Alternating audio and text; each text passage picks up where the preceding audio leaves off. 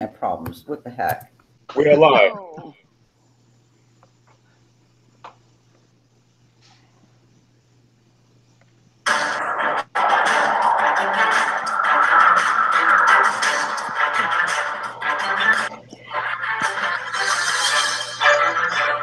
Can everybody see that? Yeah. Yep. Yep. Yep, I see it too. This is so funny. Oh, it's gonna crack you guys up. You're gonna love it. Ain't it fun?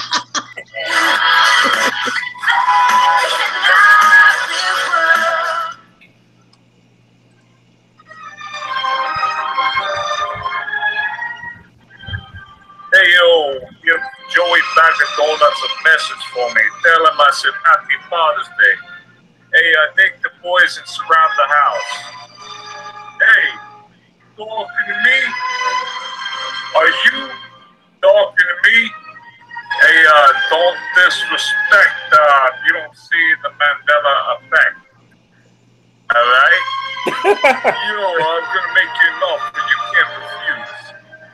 Hey, don't bother me right now. I'm with a bunch of my friends. Theresa Rena in the house. Troy Buster. He's my right-hand man. And we got Corey, the silent one. You better watch out for the silent one, you know what I mean?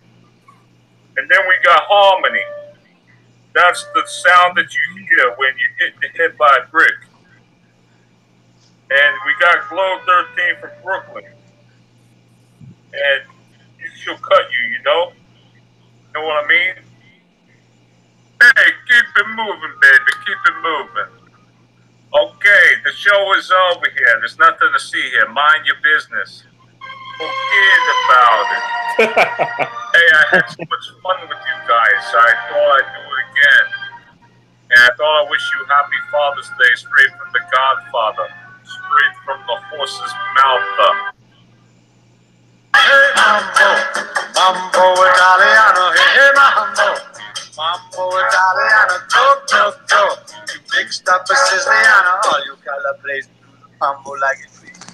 Guys, I figured I'd do another Father's Day video because Theresa Red got me all messed up and stuff. You must be hitting the sauce.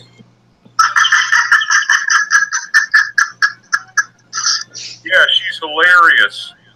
We got my buddy Brian. Staveley, better known as the Wicked Inquisitor. You run what you can't hide. You got a way of getting the truth, Daddy. Bada bing, bada boom. Hey, yo, Brian. You take care of that punk up the block, you know what I mean? Yeah, we took care of that clown. We tied some cinder blocks to his ankles and threw him in the river. Too easy. Witnesses? What witnesses? We took care of everybody that was around. And we got Glow 13 working behind the scenes incognito, getting rid of the trolls, you know what I mean? And by the way, you didn't hear that from me. You didn't hear nothing. And we got Meegsy, Mama Mia B. He knows the Bible from cover to cover. He shows up at our victims' funeral processions. And we got Damian and Corey. The two Canucks in Canada. Canuck is. We got my right hand Corey, the silent one. King of the neighborhood. King of the jungle. Because it's always a beautiful day in the neighborhood, in case you don't know. Happy Father's Day to all the fathers out there. Straight from the Godfather, straight from the horse's mouth.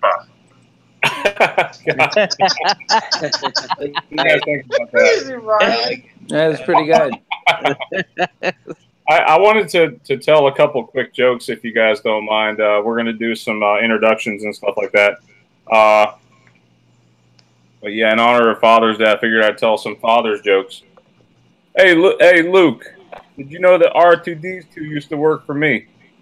He asked to be paid under the table. Hey, Luke says, "What's for dinner tonight, Dad?" Anakin says, "Wookiee steak." Luke says, "Is it any good?" Anakin says, "It's a little chewy."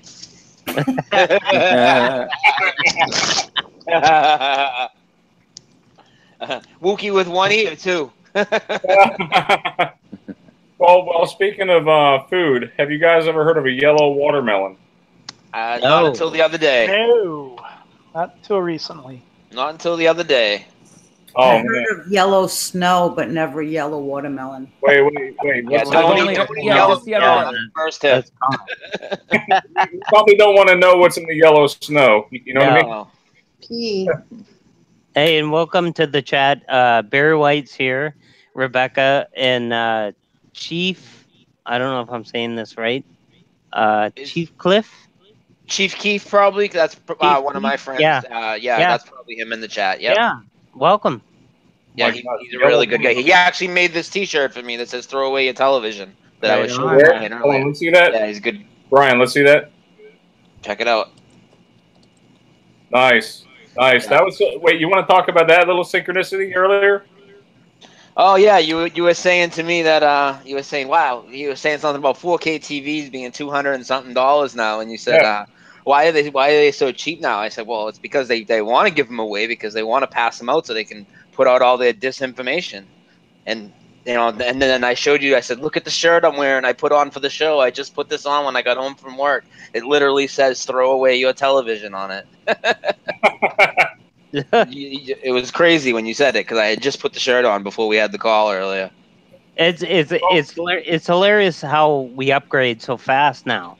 Like we went from, like the whole thing was, having a 50 inch was the big thing, right? And now we went from like 4K like being the newest one. But I mean, what's the next thing? Like, we're probably gonna go 3D goggles and stuff like that too. Like, I think they have that out there now already.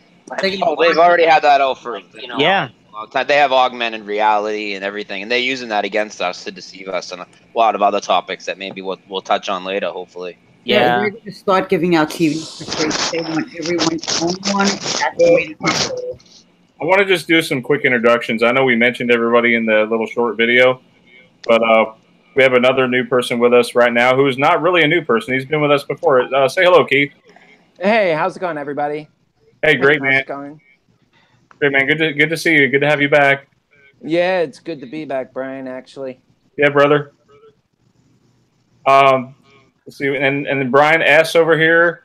We got Damian, Low 13, and you all know Corey, and of course Theresa. Theresa, you there? Theresa. I'm here. Hi. Theresa's our residue hunter, so anything you guys want to hunt residue for, just ask her. She'll try to find it for you best she can. Oh, you better believe it. I'll get right on it. Oh, honey, she don't have to try. You know that. Oh yeah. It comes easy. Sounds pretty natural, Yeah. So who wants to talk first? I'll go if you want. I mean, Yeah, I'd like to hear your story. Like, Go ahead, Brian. Yeah. Well, what do you want me to start with? I mean, I know you had a few where you questions, began, maybe. Well, when did you wake up? Yeah.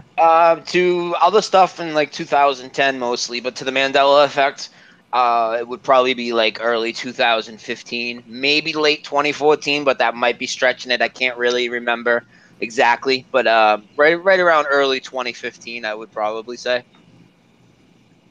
Yeah, me too. Yeah, it's all around 15 and 16, it seems. Yeah, there wasn't much at first. At first, it was the Berenstain, and that really bothered me. And the whole JFK thing blew my mind. I was never a big JFK researcher, but to me, there was not only was there not a 6-seater car. If a president's going to get assassinated in a car that has 2 windshields and looks that ridiculous, how come we don't remember that? I mean, that would stand out in our memories so much. For that to change was, that was huge for me. Yeah, well, we were chatting there, and you had brought up a lot of good pictures with 11 and with JFK. Mm-hmm. And there's a lot of residue. Yeah. Yeah, just like if, for instance, we were talking yesterday. I know I'm not gonna keep saying that for everybody that's watching live, but like you could look up the actual Secret Service reenactment. So whether you believe what happened there, any theory you want to believe, whether he got shot, he didn't, Oswald, Grassy Knoll, whatever you want to believe, the Secret Service did a reenactment where they actually went through the streets of Dallas with a motorcade, and they did that to like study for ballistics or whatever. Whether that's if it was all for show or not, they still did it. And you're gonna send out the wrong car because that car is still a 4-seater, and that residue is still up. You can easily watch the whole video on YouTube, and if you watch the Oswald trials, which you can find as staged as it may be, or not, they don't talk about a 6-seater anywhere. I think the whole footage has changed, not just the car. Yeah, we talked about how the camera looked almost 4K, like when Oswald got shot. Like it was. Oh yeah, when Ruby shot him. Yeah. Yeah, like it was unreal how clear it was. Yeah, and now the actual footage of the scene. It used to me in my reality. And I know it spawned a lot of theories that the driver shot Kennedy because you saw him reach back with his right hand. You didn't necessarily see a gun or whatever, but you saw him reach back with the right hand. Now when I watch the Zapruder film, I don't even see that, and I see Jackie on his left side look like she puts her hand up to his left side of his head, and his brains get blown out from left to right. She scurries out the back like she always did, and the police motorcade, the motorcycles look different to me. They look like they're in a different position, a little farther back and maybe a little wider, a little narrower on the road. It doesn't seem the same to me at all. That was a big one for me. It's funny because a lot. Go ahead, Glow. Go ahead. A lot of people remember a different story with the JFK. I actually remember 3 people in the car, and I've watched that documentary 100 times. And for me, it was a completely different story because she held on to him when he got shot. She never climbed out the back seat. And I remember the driver being on the investigation for many, many years after that.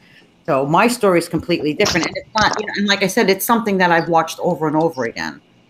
So it's just weird to hear people say 4 people in the car, 6 people, and some people say 3. They remember like I do. Interesting. Yeah, well, I think we can all agree that there wasn't 6. Oh yeah, definitely. And what happened, I have seen the video where it might have been Jackie that shot him, but I mean, it depends, I guess, on what reality you're from or whatever. Like, yeah. And that's why I think when people talk about, we'll get into what we think's causing it later, whether all the different theories and stuff. But if merging timelines, different realities, whatever, I think there's definitely more than 2 because we have things like Cheez-Its with an S, Cheez-Its with the Z. People remember all 3. There's residue. I got some residue of a box that I could show if you want. Where residue of what? The Cheez-Its. It says Cheez-It on the box, but the actual receipt that's stapled to the box says Cheez-Its on it. It's right here. Here it is. Check it out. Wait, are you sharing? I am sharing. Okay, hold on. Let me present. I was just sharing the JFK too. I don't know if people missed it. I put some of that residue up. Can you zoom in on that so people can see it? Yeah, hold on. Yeah, Cheez-It. Yeah. See on the receipt though, it says Cheez-Its. The guy underlined it for me in pen.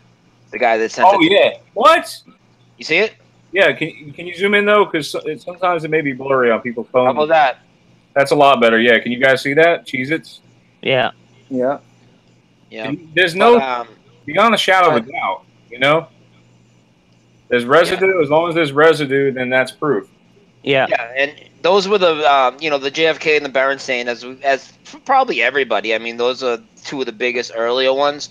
But for me now, like my top ones, the biggest ones for me would be the Black Tom attack, South America and the Panama Canal, and C-3PO and the Silver Leg. I mean, those ones, and there's so many that are huge, but those 3 are just 100% ridiculous to me. 100%. 100%. C-3PO looks absolutely ridiculous. If you're a Star Wars fan, you'd know it's 2 golden legs. There was no silver leg, Am I still presenting? Look how ridiculous he looks like this. I mean, look at him.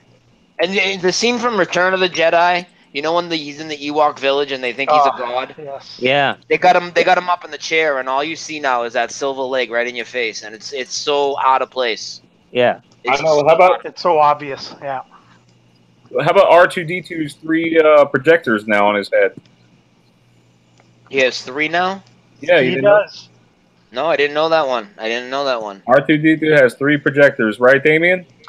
Yeah, found that about a year ago, year and a half, just shortly after C3PO's Hey, leg. wait a second, Damian. What's wrong with your nose? Your icon's nose is silver. Hey, we'll bring that up in a bit. Because that's, you know what, that is one of the biggest changes for me, just because of the personal experience I had with it.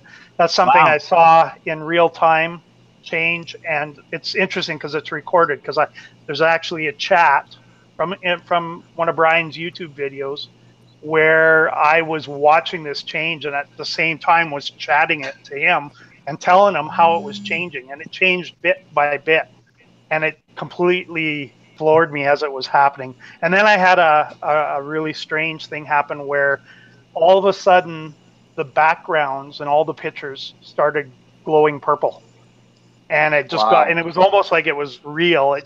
They almost got brighter and brighter, and it shook me. It really did. That's probably the biggest effect for me for that reason, and just because it felt like it was being thrown in my face, and I was watching it happen. What about when that happens? Yeah, sorry, I don't mean to do that.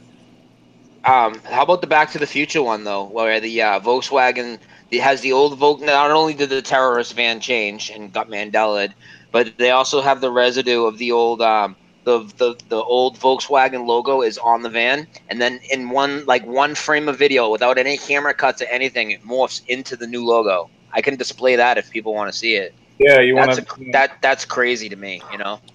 Yeah, you want to. Yeah, that's a big one.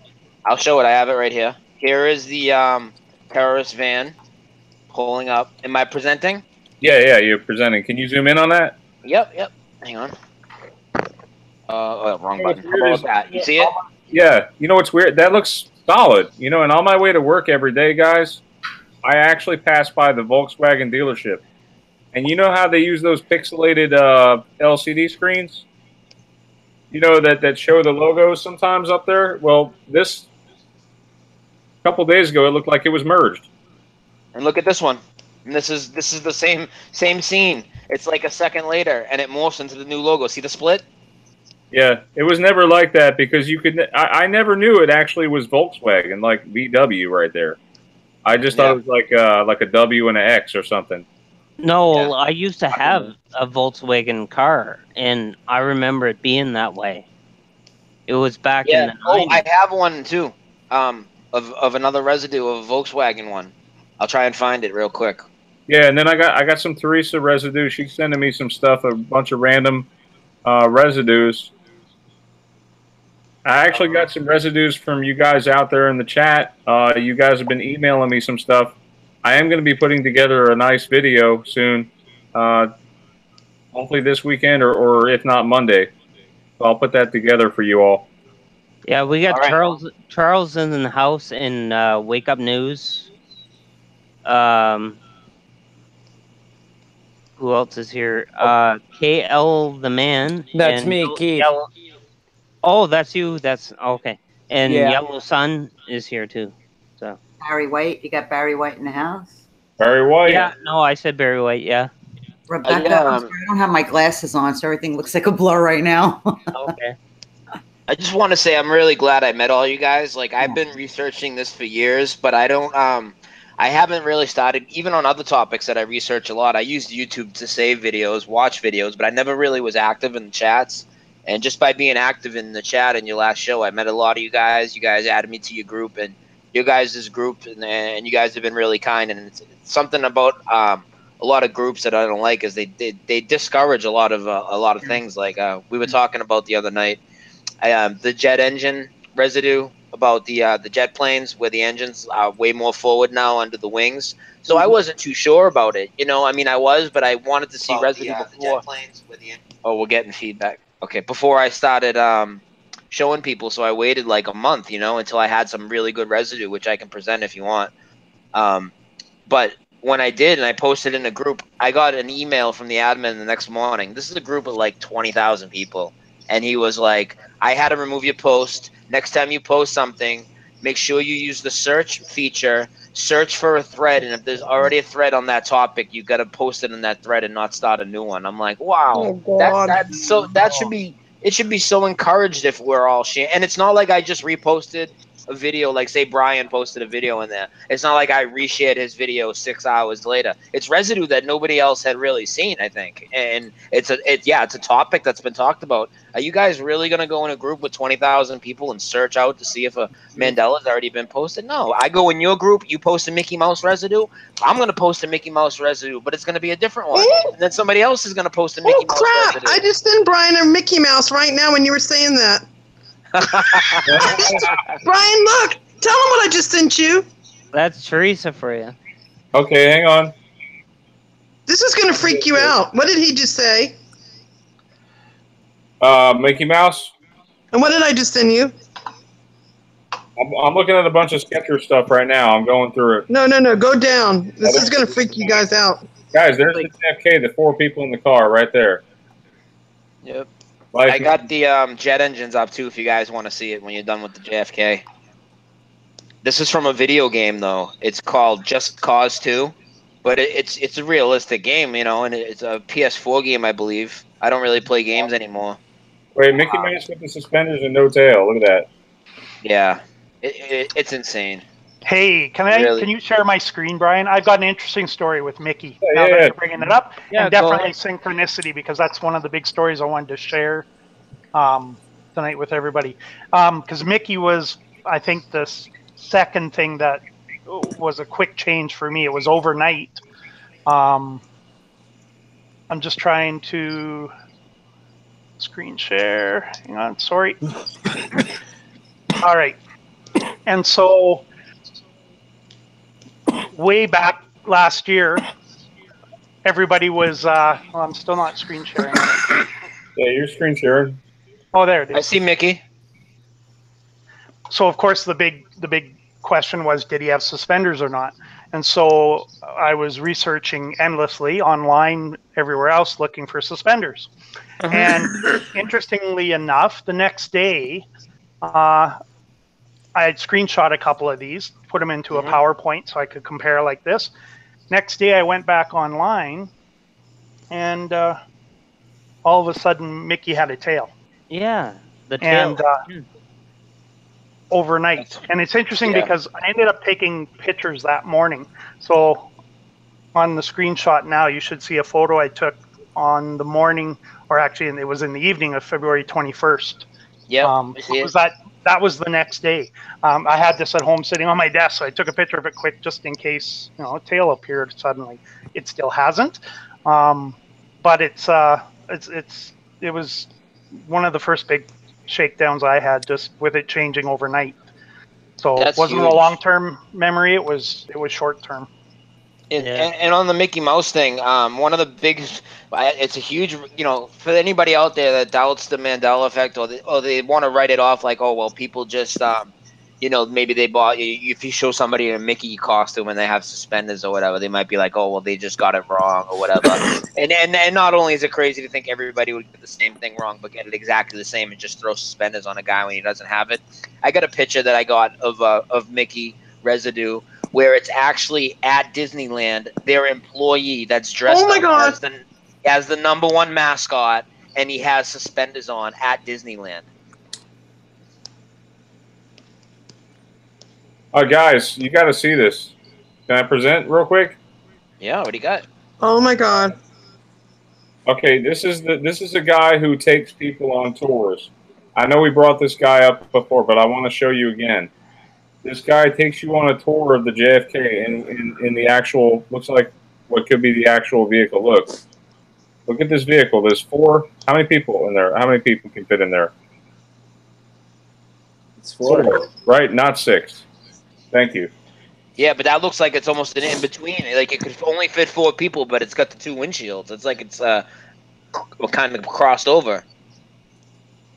Hey guys, I just found some awesome residue, Brian. I just sent it to you, and there's nobody else in the car. It says John F. Kennedy brought to life in London with a full presidential motorcade, and there's no other people in the car. Look at that one. It's brand new residue. Wow. You see it? It's from Fauqes TV in UK. Oh my God. And look, there's nobody else in the car with them. It's the very last thing I just sent you. I see that. Is it like a reenactment? Yeah, look. Who else is in the car? Yeah, Nobody else. Hang on. You see it? Yeah, I'm gonna present it. Is that a good one? Yeah, look at it. It's JFK. Why isn't anybody else in there? Oh yeah, I only see 4 people, and I mean, actually only. There see you 3, go. but you can see the guys, 4. I just found that now on my own. Yeah, I see That's it. good. That's nice. Yeah, there's definitely only 4 people in that one. Definitely. And it even says it's a premiere of photographer Allison Jackson brings John F. Kennedy back to life in London with a full presidential motorcade. Lookalikes of John and Jackie were spotted around London after a survey revealed the British public would bring back Kennedy over all other presidents to take on Donald Trump. They don't even mention John Connolly or his wife at all in the car. No. And That you is certainly cool. don't see them in that. I'm gonna post. I'm gonna post it. I always thought it was called the Magic Bullet. What do y'all think of that? I thought it jumped from car to car, and that's why they called it the Magic Bullet before. That's what I always remember. What do y'all think of that residue? I think it's awesome. That's dang good residue, Theresa. Thank you. I just found it now. Just accidentally. Oops. So, you guys know how there's people will when they want to talk down on the Mandela effect, they'll say, "Oh, it's all trivial things, and why is it just like song lyrics or products and this and that, and it's not big things." But the thing is, though, it is big things. There's human anatomy changes, huge geography changes. But let's be honest, that's not going to resonate with most people because they don't know their damn geography, they don't know their anatomy, but they'll remember a song or they'll remember a product, and that's why we have to ease them into it with these other things like depend and depends and these little products that change because people will remember song lyrics and almost every time when you bring it up to somebody, if you don't phrase it as a Mandela effect, you leave the line blank, like, hey, fill in the blank for this phrase, this quote, this song lyric. They almost always remember it the way that we remember it, and then they just go into denial mode after, and it's like it's really bothersome to me sometimes. Yeah, I know not everybody's affected, but some people are just in denial, even after you show it to them. And not only that, especially with all the bone changes, the human body. I mean, a lot of people are, even that aren't Mandela affected, have pain in their ankles and their shoulder denial. Shoulder pain. And even though they watch the videos and you see the way the shoulder blade has changed and the collarbone and all that, they're still in denial. Yep, they're in denial. You know what was a good one is I like one of the ones that go in stages, like the Wizard of Oz, for instance. I went to my friend's house and I was explaining the Mandela effect to him, and then I was explaining the Scarecrow with the gun. And so this was before the Tin Man had the new wrench, though. So it changed, and not at the same time. Wait. Let's show that scene so they know what we're talking about. Can we do that? Yeah. I have if I have a picture of it, or if you have it handy, go ahead. What do you want to do? Yeah. Okay. Hold on. Let me. I'll let you present. Okay. Damian, did you want to present something else, or? No. You go ahead. Okay. So when you look, it's actually in my memes folder because I made a meme of it. So now here's the Scarecrow with the gun. Can I ask you something too? Well, before we talk about that. Yeah. I know you mentioned on your radio show that you talked about like different conspiracies. But you also mentioned to me, Brian, that you actually at this time you don't really think, or you don't think the Mandela is actually a conspiracy theory. Is that right?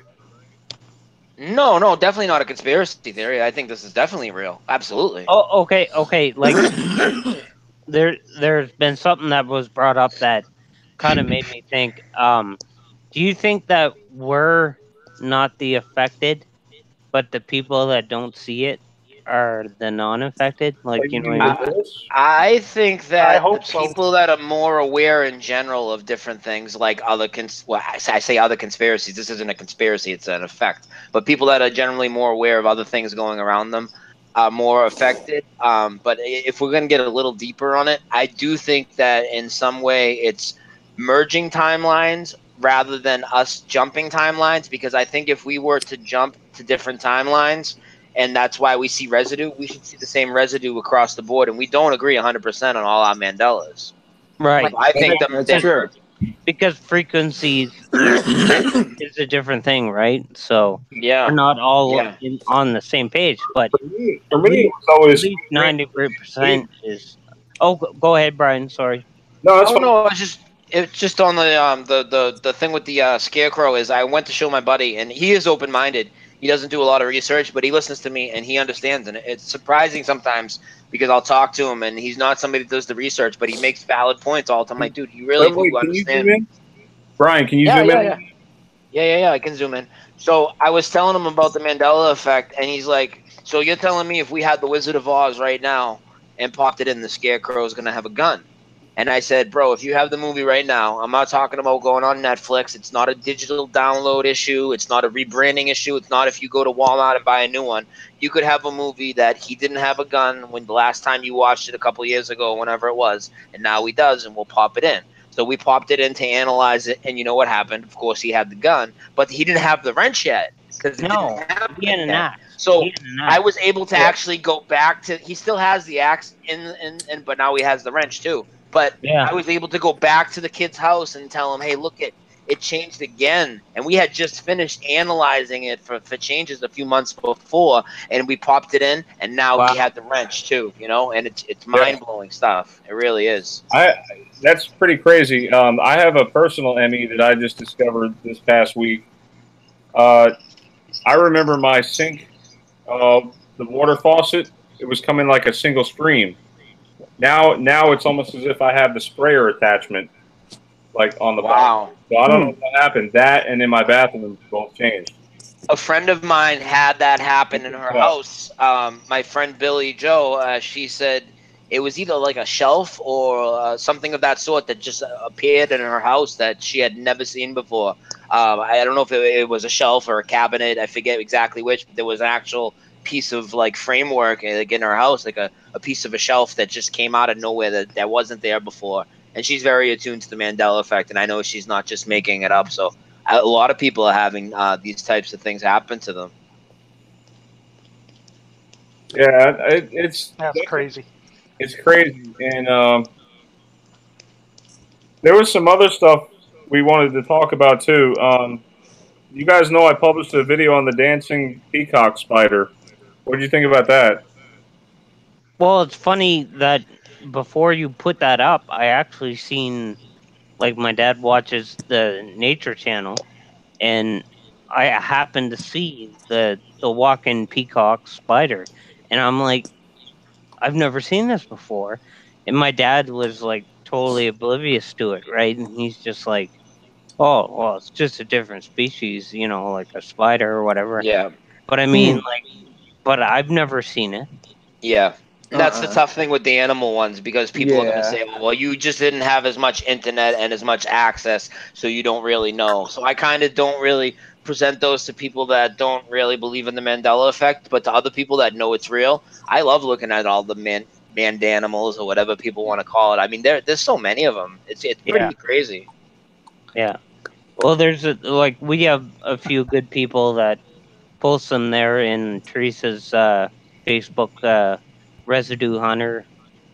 And it's retarded to look at them because it's amazing, like, that we didn't see these things before.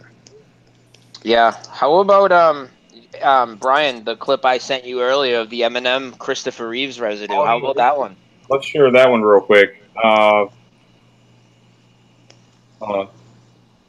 So I'll preface it before you share it. Eminem, who he launched his career off attacking his own mother and his lyrics, and Christopher Reeves, and he did about 50 tracks where he's attacking Christopher Reeves, and he says Reeves in every song. There's only one time, and it's the very first case where you could mistake it as Reeves, like with an apostrophe S, as in the possessive, because he talks about like Christopher Reeves' broken legs or whatever. But all the rest of them, he's like Christopher Reeves. It's really the most amount of residue, and I'm already sure it's Christopher Reeves. I know it is, but I popped my movies in. I still have them. They've changed, and those credits, when you look at Superman back in the day, right? Those were pretty extravagant credits with the big CGI lettering and the Superman theme song. Like, it's really noticeable that S is missing. Now, if Oh, you could, yeah, It is. And yeah, Brian, Wait, can you yes, play it any of that? Can you play any of that audio? Yeah. I can play a snippet of it. And by the way, I do have to give credit to Not of This Timeline from Another. They posted it in 2017. Check it out. Let's begin. Now hand me the pen. How should I begin it and where does it all end? My medicine ball. You're in my medicine ball. Quick Christopher Reeves on a unicycle with a kickstand. Oh my goodness. You heard it? Brian, Rebecca in the chat said that in the Knight Rider, Kit's voice changed. No way. So And its maybe location, maybe look that up. It was always the same guy too. Yeah, didn't he used to look down at the console area, and now the thing is supposedly like behind the steering wheel? If his voice changed, that's going to be crazy because it's always been the same guy who did his voice, and I remember them interviewing him on a talk show. Right, and where was? Let me ask you guys. Don't look it up or anything. Where was the actual console? I mean, it was in the middle, like where you would. The middle. Was it in the middle or was it above the steering wheel? In the middle. Oh, in the middle, but not anymore. Yep. And No. 1 hour later, soaking wet. That does sound different. The suspect vehicle has been spotted heading north towards the Haight-Ashbury district. Yeah, that's weird. That's a definitely different pitch of a voice. I mean, it's still robotic in a way, but that doesn't sound right to me. No. I wasn't a huge Knight Rider fan, but a friend of mine was, and we used to watch it, and that sounds wrong to me. Yep. So and at this point, let's go with our intuition, you know? It's like, we know. Yeah. Oh, look at that. You guys saw that? AI or something's disrupting it. Are you guys there? Yeah, we're here. We're here. Yep. Yeah. Okay. You gotta go to the '80s version of Knight Rider. And you want to make sure you don't get a replica. So this is the replica. You see the voices right here in the console, right there. Because some people are using different voices for the replicas. It's David not. Hasselhoff. It's not. No, it's William Daniels is the voice. That's right, William Daniels. Yes. So where's the turbo boost? I remember that. Do the Pee Wee Herman laugh. I don't make monkeys. I just make them. I got I think Brian and I are like Pee Wee Herman guys or something. I don't know.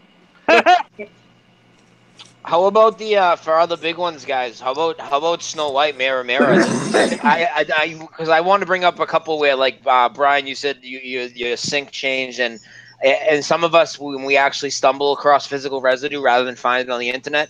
The same kid who I showed the Scarecrow to in the Wizard of Oz, I went to his house and I found a cup in his house that was like a Burger King commemorative Snow White cup. Can I present that real quick?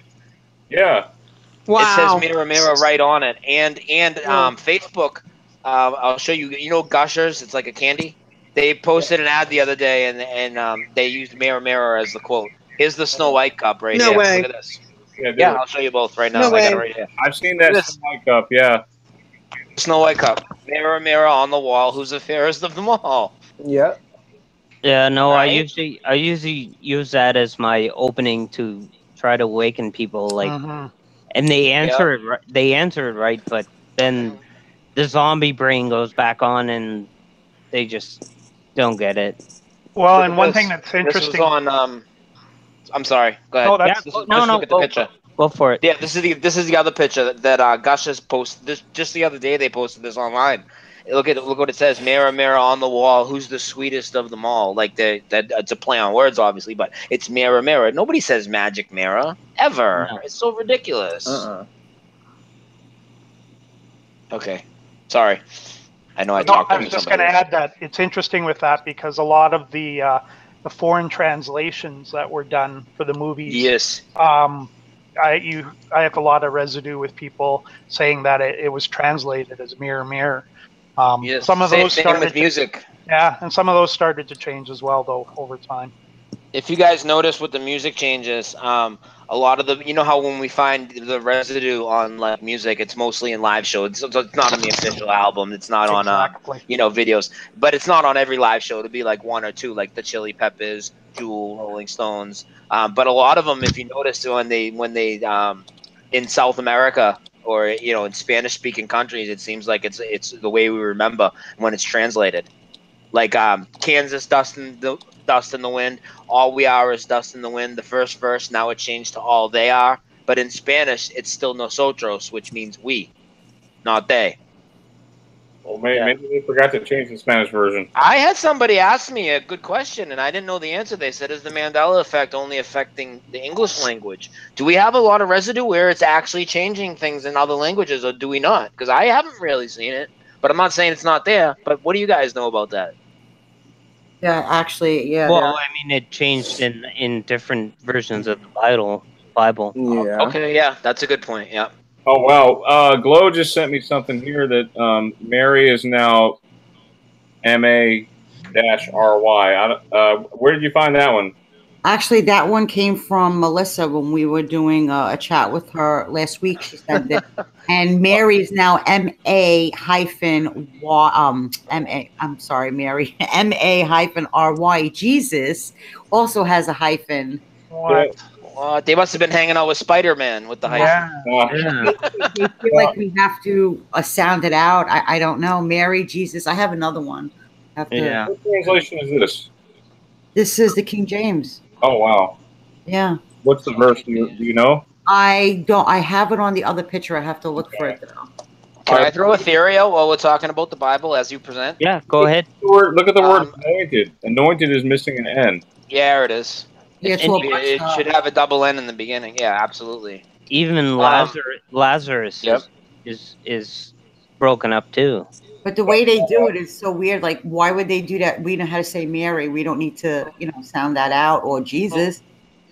No, but I mean, if I'm looking at it like as a thing, Lazarus is like the Lazarus pit, right? So, like, it would mean that they're coming back or whatever, right?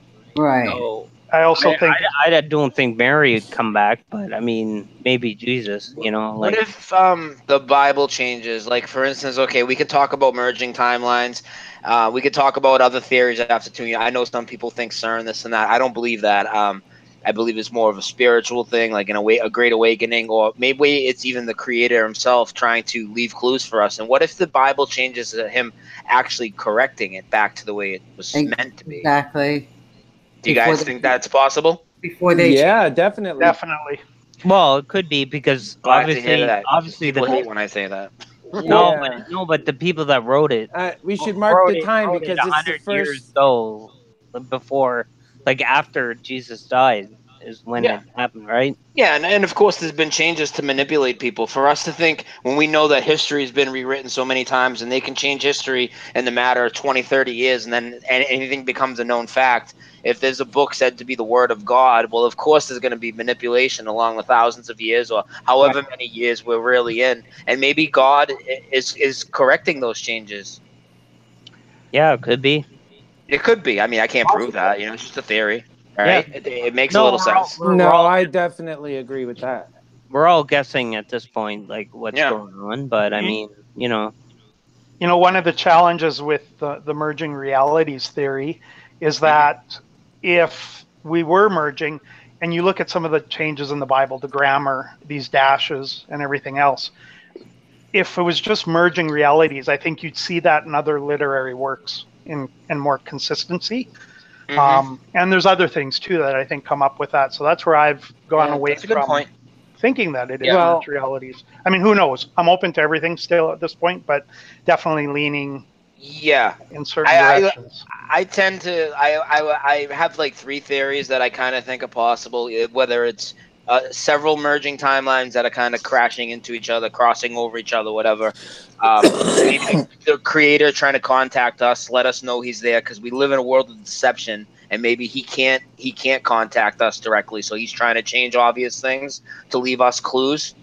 And Yeah, that's what I think, and I also think that we were very misled on this whole apocalypse, end of the world crap. When apocalypse really means Great Awakening, and what did they do with the word apocalypse? They made people think it means end of the world when it's really the end of an era and a Great Awakening. So what happens when you research apocalypse? You're going to see all this end of the world bull crap, and you're not going to see the real meaning of a Great Awakening. And it was, whether the predictions are true or not, they predicted the apocalypse, the Great Awakening around 2012. I know Mandela kind of started picking up a couple years after, but it kind of makes a lot of sense, doesn't it? It could be a combination of the three. Yeah. It makes a lot of sense. It does make a lot of sense. Yeah. So I mean, if I get anything out of the Mandela effect, it would be that I'm closer to God. Right. Yes. And that's a good thing. That should make us happy. Yes. It's not a stressful thing to look into. I use, I look into a lot of stressful things like 9/11, NASA, things like that. I can get real deep on. And I used to use the Mandela effect to unwind from those things, like late at night when I'm done researching those and I want to just, for fun, I like the Mandela music. I love it. I love finding or being shown Mandela effects in music and comparing them and showing people. I think it's a blast. I have a good time with it. It makes me happy. I actually think it's very sad that a lot of people in the Mandela community are starting to turn on each other. It happens in every community, but like that because we're chosen, and they say such terrible, hurtful things, and there's no reason for it. And I actually think that people that do that are really not Mandela affected. To be honest with you, no, they're not. Well, there's two different ways, really, to be Mandela affected. If you think about it, if you want to be focused on the everyday changes and what's actually, and you're just focused on basically the everyday changes, the Mandela effect, the nature of what it is. And then there's the other aspect of people. And I don't know which would be the greater number, but I would say it's the people, my hunch is that it's the people that are affected spiritually. Like, just like he was saying, the ones that are affected spiritually, they feel it from a different level and stay focused on the miracle aspect. Like for me, I remember the first biggest one for me was when in the Bible, I've always remembered studying that it was the lion and the lamb. Oh, and so much. It was never anything other than the lion and the lamb. And so when it changed, it wasn't a question to me. It wasn't like some of these other ones that were like, well, maybe it can be, it probably is. Yeah, let's take our hunch for it. Somebody earlier said intuition. Sure. But no, not with that one. No. That one I knew. And also it's one that comes out of the Bible specifically. Now, it could be any specific one that you can attach onto like that. But this is coming specifically from the Bible, God's word. And you know for a fact that it's changed. And it's not a question.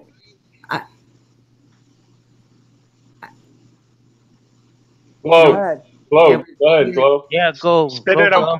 No, no, because she's still naked. So I am. I'm still naked, drinking coffee. Did I leave you speechless? I don't feel my legs no more because I've been in a really weird position for an hour, but it's okay. You're just feeling that spiritual energy coming. Don't go there, Corey. Don't go there. Don't go there, Corey. Cut the video off. No, listen. I was thinking about the coffee. Come on. Listen, I'm not saying that, I know the Bible inside and out. I don't. I've studied many religions. You heard me say that before. But I've read the Bible, and I've never heard people eating people. The cannibalism in there is ridiculous. Or people eating dung and pissing on walls. It's changed. That's obvious, You have to be insane. How does the priest Sodom, I think that's the biggest. Could you imagine going to church? Okay, because my family grew up Catholic, and the priest standing there going, so he ate his dung, and she likes her men hung like donkeys. I'd be like, what? That's like pornography. They use the words like Matrix is in there now. That was never in the Bible. Unicorns and How would somebody even recite that? How would you? Oh, and people like, well, it means something different. No, it means what it says. Yeah. It wouldn't be written that way if it didn't mean what it says. That's right. I mean, he pissed it on the wall. Okay, how do you take that in a different way? Why would it say that if they meant it to mean something else? Well, there's also the word dumb and ass. Like a donkey. Brian, the word whore. Why would they put dumbass in there? Huh? The word whore is in there so many times. Not only whore, but there was one I read and I posted in Theresa's group, but it said an angel was going, ho, ho, ho. What? What is that? That's Santa Claus. Yeah. I mean, come on. And people, they will fight with you and say it's always been, and maybe it's always been that way. But the Bible that I know is not soft porn. I'm sorry. No. Hey, man. I don't know why you don't have a wrench. I got to get you a wrench, buddy. You talk about the Bible and E-Man shows up, see? Yeah. That's right. Hey, man. just real quick, I want to say in the group, that in the chat, Warning Good is here. Katie, Mary without a dash, Payne is here. Youngsta and Chad Bacon and Daily Dose and Red Dragon.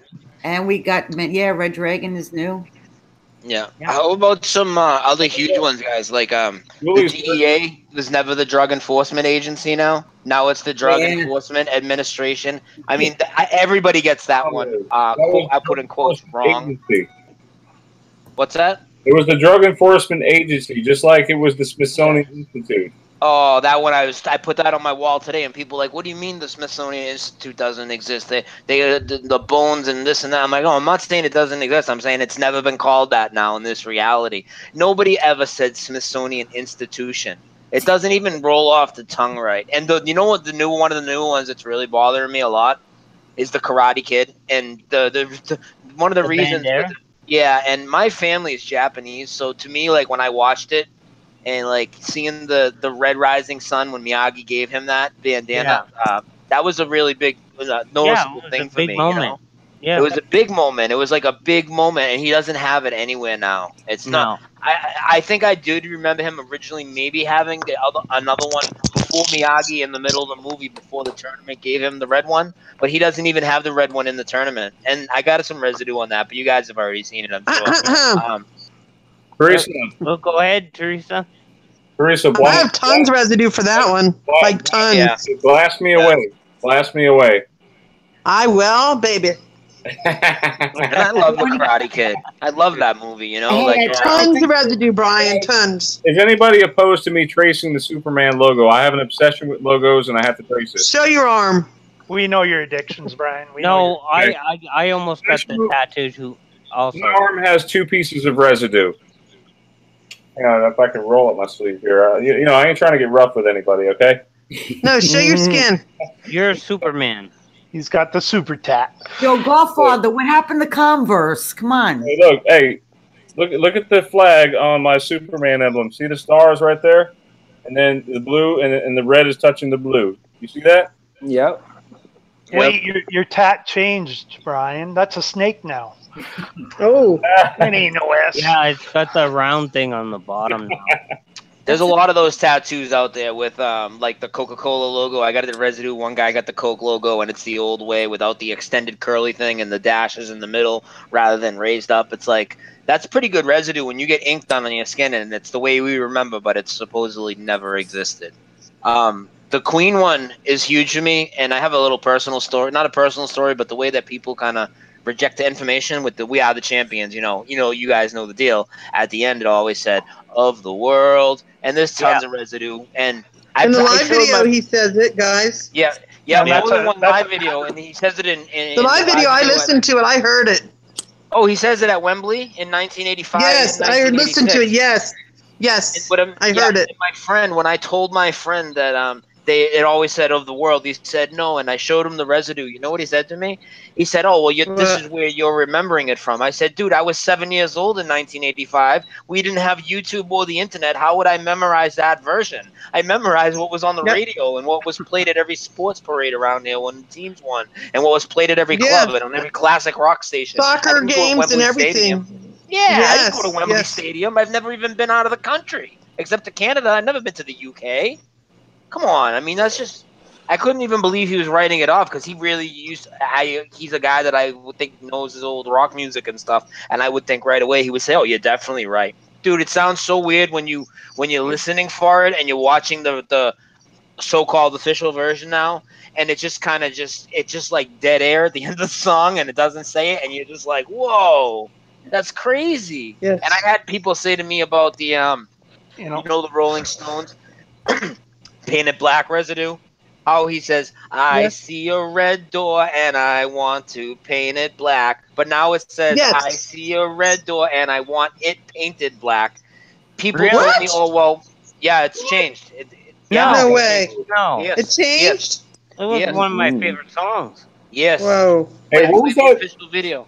Hey, And what people was? told me, oh, Mick Jagger's just 70 years old and he's just he has bad memory. I Oh, can yeah, slow they're that just part down. misremembering their biggest hit. I can slow that part down so we can all hear it. I want everyone Yeah. to hear it. Yep, first verse. Go to the official version, and I can give you the Residue link if you want, so you can play that audio. I have Residue of him still doing it live, All right, can you? not that long ago. You Yeah, want me to grab it while you're doing that? You get yeah. the official one. I'll get the Residue. Okay, that sounds good. All right, I'll go get it. I'll be right back.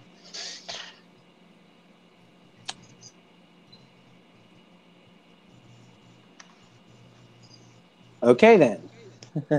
Wait, here's the lyric. No, that's one. It's one of my favorites, and it's in the first verse because he does have other parts of the song where he says, but in the first verse when he says, "I see a red door and I want to paint it black," it Yes. doesn't say it anymore in the official version. Watch, slow it down too. He'll say it in like a third person, like "I want it painted black," like have somebody else do it. I'll shut up. Go ahead. I'll find the other one. Where's it at? It's very early. Just let it play from the beginning. I want it painted black. See that? But it was always, I want to paint it black, not I want it painted black. There's Superman right there.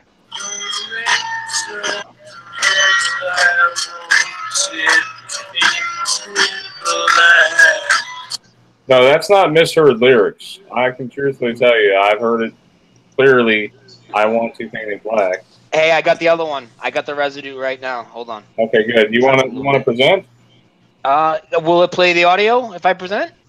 I don't see why not. You can send it. All right. Well, yeah. Let's try it. I got it right here. If you don't hear the audio, let me know right away, and I'll just shoot you the link. Can you hear it? Yeah. You hear it? No, I don't. No. Okay. I'll just throw you the URL and you play it. Okay. Okay. Yeah. Send it in the chat real quick. All right. I'll send it in our little group chat in the Hangout. Here it is, and it's very near the beginning of the song, obviously, and you can clearly hear he says it the way we remember. I see a red door, and I want to paint it black.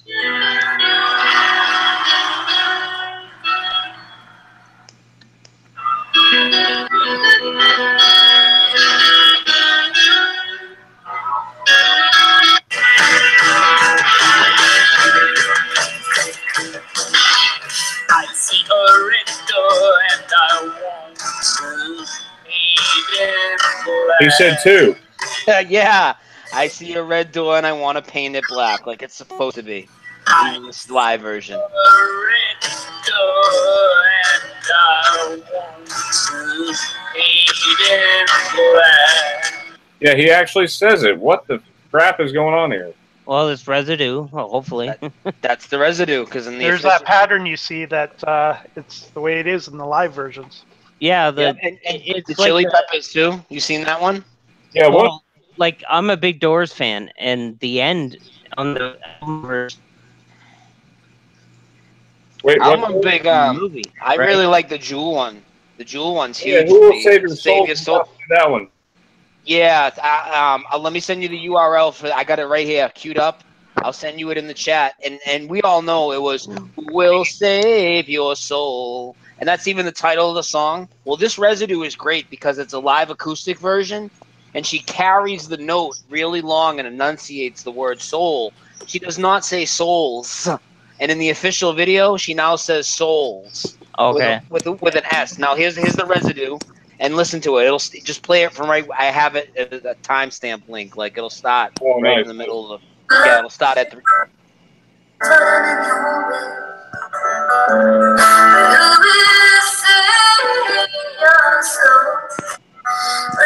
Oh wow. Yeah, slow it down if you can so people can hear. She's not saying souls.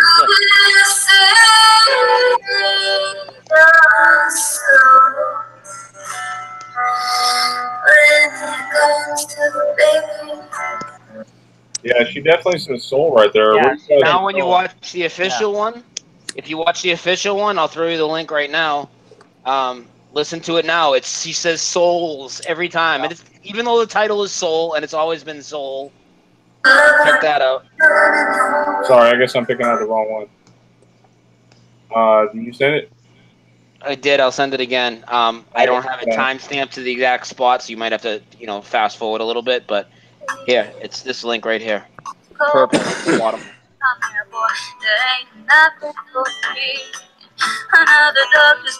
God. Put him in your will, but who will save your soul? Oh my goodness. Is that like You an heard the S? You heard the S? Yeah, it's Yeah. right there, it's soul. Yeah, I heard it. And then the one more I want to bring up, and I'll pass the mic for a minute. I know I'm talking a little too much. No, here, no, it's but good, man. is the Red You're Hot saying Chili some Peppers interesting one? stuff. Yeah, the Red Hot Chili Peppers one is huge, and because the Red Hot Chili Peppers song "Under the Bridge" is written about him, his drug habits, in the city of Los Angeles. It's filmed in the city of Los Angeles. And what is the nickname of the city of Los Angeles? The City of Angels. Okay, and it's always been. Is the city I live in the city of angels? And now it's angel, just singular, which makes no sense. It's not even the city of angel. It's Los Angeles he's singing about. And I've got great residue on that one. It's from Lollapalooza, not even that long. Hold on, I'll give it to you right now. Under the Bridge Live. Here it is right here. This is a great one. And I have, do you remember the game Rock Band, the video game? Yeah. Okay, so I used to play this song on Rock Band, and you could sing it and play the guitar, and it would put the lyrics on the screen. I found the residue from the video game. I got the screen grab of the lyrics displayed on the screen, and it still says Angels. I'll show you. Here's the song. You can clearly say he says City of Angels, but not only does he say City of Angels, the crowd is even singing along with him. So he's misremembering, the whole band's misremembering, and so is the whole crowd, right? And that just happens to be the nickname of LA, which is what the song is based on. I love this song too, by the way. Yep. This is great residue. I'll bring up the official one while you're playing that.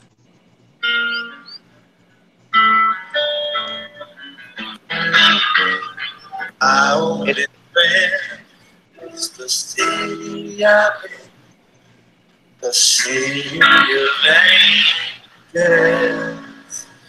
Oh, you heard this S. Holy crap. Yes. Yep. Angels, like it should be, right? And that's the live one. There's only one live one I found with it. And then here is the official music video. It's even shot in Los Angeles. And he says it's the city of Angel, which makes zero sense. I just sent you the link in the chat. Is that the real one? That's the real one now, the alleged real one, if whatever we call it. That's the official one, yep. Okay. And he's going to say Angel, singular now. It's been changed. Mandela, whatever we want to call it.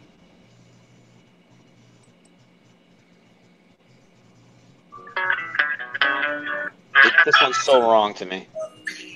Like I don't have a partner. Sometimes I feel like my only friend. City Here we go. Listen to this. City of angels. Only Angels I am. Together we. Yep. Slow it down and go back and watch. He doesn't say angels. He says angel. Yeah. And I'll show you guys the screen share of the picture. That's so weird. Why is he singing it 2 different ways? And now, if you let me screen share, I'll show you the Rock Band residue. Where is it? I have it here. Chili Peppers. Hey, Glory, how you doing over there? You doing all right? Damian, you good? Everything's good. Gloria. Theresa, you good? Gloria. Good. Just watching the chat. Sorry, I got the picture right here, guys. Check this out. This is the video game Rock Band, and it displays the lyrics at the top of the screen as you're playing, because they want you to sing the notes correctly to earn points. Look what it says. At the top of it, the City of Angels. What? Wow. How's that for Residue? How on earth did you find that? Just looking around for the. You know what? How I found that one? I said now I know that everybody knows that song, and it was a really big song. I was more into rap music myself, but I did like alternative rock in the 90s. I did like that song by the Chili Peppers, but I was so into the Rock Band game. I knew that I sang that song so many times with my fake plastic guitar. I thought I was a rock star with the microphone in my living room, and it was always City of Angels, and it was displayed right on the screen to me. And let's just be honest, even if it's the City of Angels, he's talking about Los Angeles. Yeah. It can't be the City of Angel. It makes no sense. No. It can't be. No. I'm going to run to the bathroom, guys, real quick. Sorry. Mute my mic. I'll be right back. So, Brian, do we have any other new things that popped up or that you want to talk about? Or I've got a new one for you guys. It's not new, but it's one that I haven't heard anybody talk about. I mentioned it a long time ago, and I noticed recently, if you can share my screen, Brian, I noticed Theresa talking about the Jaws again, and that came up on her Facebook page. And this is a Jaws-related one, but it's different. So if you think of the movie poster, I know there's a lot of discussion around whether the title had a bite mark out of it or not. And sorry, I'm just sharing my screen here. I want you to think about the shark, though, on the cover. And because we've been looking at this because of the title changes and other changes with we are going to need a bigger boat. And but I want you to think about his teeth, the shark's teeth. And which way do you what do you remember his teeth looking like? Well, it was all like a great white, I guess. It was like So it was going up towards the girl. That's what I remember. So is it the one on the left or the right? I would say the one on the right. I remember him going up. He was on the left, I think.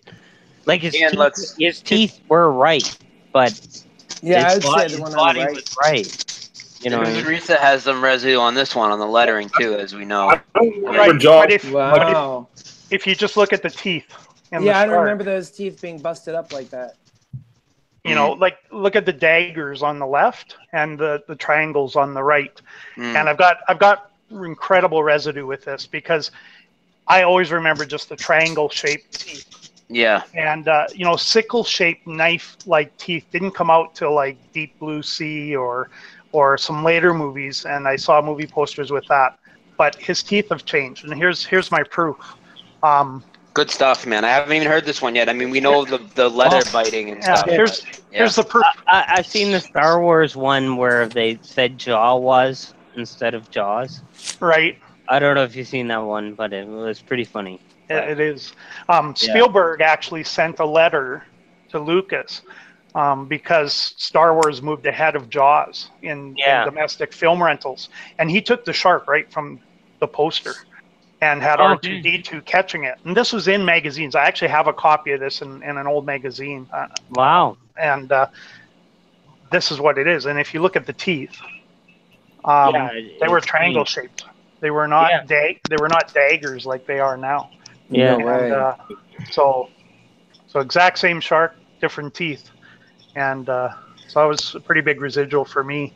And I mean, even if you look at there's other residual out there too that his teeth were always triangular. They didn't have sickle-shaped teeth back then in sharks. No. But so it was represented very differently. And if you look at the movie, when he found the tooth that's in the boat there, when he went underwater, it was triangle.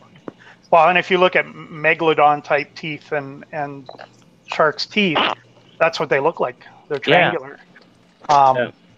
You know, so it's definitely changed. But now all the movie posters have the sickle knife-like teeth that are kind of really odd shape coming out of his it's been mouth. like that the whole time. They didn't just like add it when they did that reboot of it or whatever. No, this you'll find it on original VHS tapes. You'll find it on original movie posters. Wow. You will not find a movie poster out there. I haven't been able to find one. Well, it almost the looks like original something they did extreme to like maybe like a new kind of marketing thing. It's so like I don't know. It just sticks at you. Once you notice it, it just comes at you. I know, but no, it's, You don't see it. all the original stuff has the new Mandela teeth, and so that's one that's not out there a lot. But with the letter that Spielberg sent George, definitely. Now what? You know, he took the shark right from the movie poster. You ever notice a lot of these Mandela effects actually get discovered just like that? Something just like comes at you, like you didn't notice it before, but then you start looking at it and it just sort of comes at you.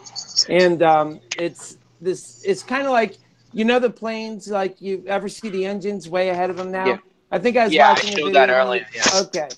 Yeah, so that's one of the ones, you know, because like I'm a pilot, I've learned to fly, and you know, I never noticed it like that. And then when I seen it, it was like, okay, now it's just coming at you. You know what I mean? It's one of those things that just come at you. Yeah. Yeah, definitely. Yeah. Did you guys get to see the residue I put up on that earlier, or was I not screen sharing with the jet engines from that video game? Did I share that earlier? I know I mentioned it. I don't know. Can you share it one more time? Yeah, I'd like to share it one more time. I don't remember. I didn't find this myself, but one of my Facebook friends did. If you're watching now, I'm sorry. I forget which one of you guys did send it to me, but I gotta give him credit. This is from a video game called Just Cause 2, and look at this. This is a PS4 game. I'd like to ask you something. Yeah, whoa, that's good residue. Yeah, I got like 10 of them. Look at this. Look at this. That's what a plane should look like. You know what I mean? That's what I remember. I want to. That's good residue. I wanted to ask you guys about the previous one we just saw with Jaws. Now, what letters do you guys remember were bitten out of? I remember the W being bitten out of. What do you remember, Glow? The W, definitely the W. I remember the J and the W. I mean, Theresa, do you have your residue from the Back to the Future that you showed last night? Yeah, where's the Back to the My phone's acting up right now. Sorry, guys. The screen is blank. Oh, no. Oh, she has some great residue from Back to the Future, too, where I posted it. I posted it in the Facebook group if you find it there. I'll go look. I'm sorry, and see my if I can phone's grab it acting while you guys stupid. talk. Yeah, I'll go to the Facebook group while you guys chat and see if I can find it. All right. If you want to grab that real quick. My screen keeps going black on me, so I can't see anything. Yeah, you're breaking up. So too. yeah, you're also slowing down. Yeah. Brian. I'll go searching. Can I share something else real quick? This is something that Theresa just sent me. And then, Glow, I'll let you speak. Can you hold on one sec? Yeah, go ahead. Hey, look at this. Guys. Theresa just sent me this Daniel son. My screen green on my over here. Black.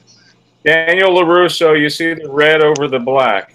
Yeah. The red Makes sun. me mad. There's Look at no that. green. There's no green there, or See, whatever it Daniel? is now, blue or whatever. I don't know what it is now. Well, now it's black and white only, but some people are remembering red. No, red was what I remember. Yeah, I remember the red. Yeah, the whole flower looking thing is ridiculous to me, especially for the tournament. Yeah. Like I said, maybe in the beginning of the movie he might have had his own bandana, but I remember Miyagi with two hands underhand presenting him that bandana with the Red Rising Sun on it at Miyagi's house. Exactly. It was the red rising sun, not Yeah, the red, well, it red was like- flower or green flower. Yeah, it was a symbol of where he came from, right? Yeah, Okinawa. And, Yeah. it's very reminiscent of the Japanese flag. That's how I always took it. Mm-hmm. I can't see it any other way. No. Yeah. Corey, you were up next. I'm so sorry. I didn't mean to cut you off. No. I was agreeing with Brian F's there. So. Oh yeah, I found Theresa's residue, by the way. Okay. Oh, you did? We'll present that, and then we'll go to Glow, okay? Yeah, excellent. Sure. Go ahead. Hold on, let me just. Okay, yeah. Should I just present? Hit present. It would be easier than saving the image. Oh yeah, Theresa, that's you want to Jaws. explain? You want to explain what we're seeing here, Theresa? Since this is your post. Is that to do with the Back to the Future? Yeah, I put you Back to the Future one. I'm presenting the post you did last night. In Back to the Future 2, where they go to the future, and I think they go to 2015, correct? Yeah, exactly. They had like a Jaws scene set up like in the future, and if you notice, the Jaws logo also has the bites on it. So I'm thinking the directors and the writers all remember the original Jaws logo from 1975 They had having to. the bites on them. So otherwise, why would they put the bites on this logo in Back to the Future 2, which is supposed to take place in the future? So to me, that's Residue, remembering back in 1975. You know what I'm saying? Without that's Residue, without a doubt. Same director, and Yes. remember. So why would they depict a logo, way in the future, 2015, from 19? You know what I'm saying, though? Yeah, absolutely. Why would they present it that way if it wasn't that way? Yes. Made the movie. And to me, that's awesome Residue. And I was like, I thought that was really good. Yeah, the way. Good catch there. I was looking like, there's the bites. Why would they be doing that for a future?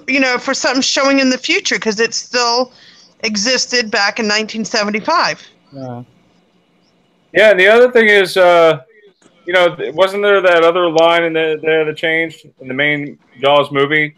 With the way I see it, we're gonna need a bigger boat. Yeah, there's lots of Residue in the group. I posted that too. If you look for the Jaws one. We're going to need a bigger boat. So, yeah. You see the post for that one, guys? Just Google Jaws in the Facebook group, and it should come up. There was like tons of Residue for that. I actually did it more than once. This isn't the only Jaws-like Mandela, because what is the other Mandela with the braces? Oh, Dolly from James Bond? Yeah. What was his name? His name is Jaws. Yeah, his name is Jaws. The guy that she's smiling at.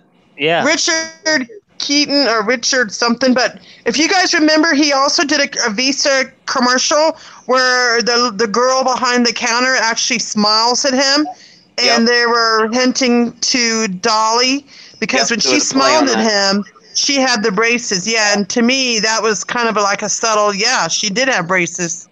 Mm-hmm. I remember that commercial. You know what I mean? The Visa, I forgot what it was called. But to me, that was like saying, oh, yeah, look at the girl. She had the braces. There you go. That's, to me, is 100% Residue. Oh, definitely. I think that's great Residue. Okay. I was really glad you found that. Look under Visa commercial for Richard, whatever his last name was, and it'll come right up. Huh. Yeah. I just wanted to throw something out that, like, if you look at a lot of the changes, there are a lot of Spielberg movies that are being changed, right? Yes, like E.T. Even the spelling of his name got changed, in my opinion. The I and the E are reversed. Now it's spelled like Spielberg and not Spielberg. Yeah, the I's before the E now and not after. I'll have to find Residue for that one. His name should be pronounced Spielberg and not Spielberg, the way it's written now. Speaking of Residue, Brian, Brian 1 and Brian 2, I also have a bunch of Residue for You're falling apart.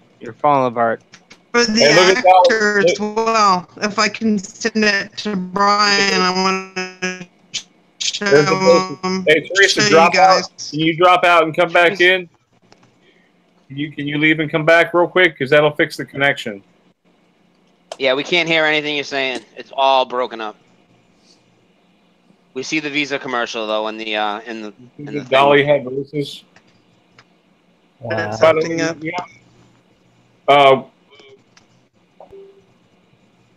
I was gonna say we have a Mandela effect in our group. Dolly had braces. Is their name? It's a good name to have. I want to talk about some other Emmys, mainly with some more animals, some Mandela animals. How do you like that? Awesome. Yeah. The animals, yeah.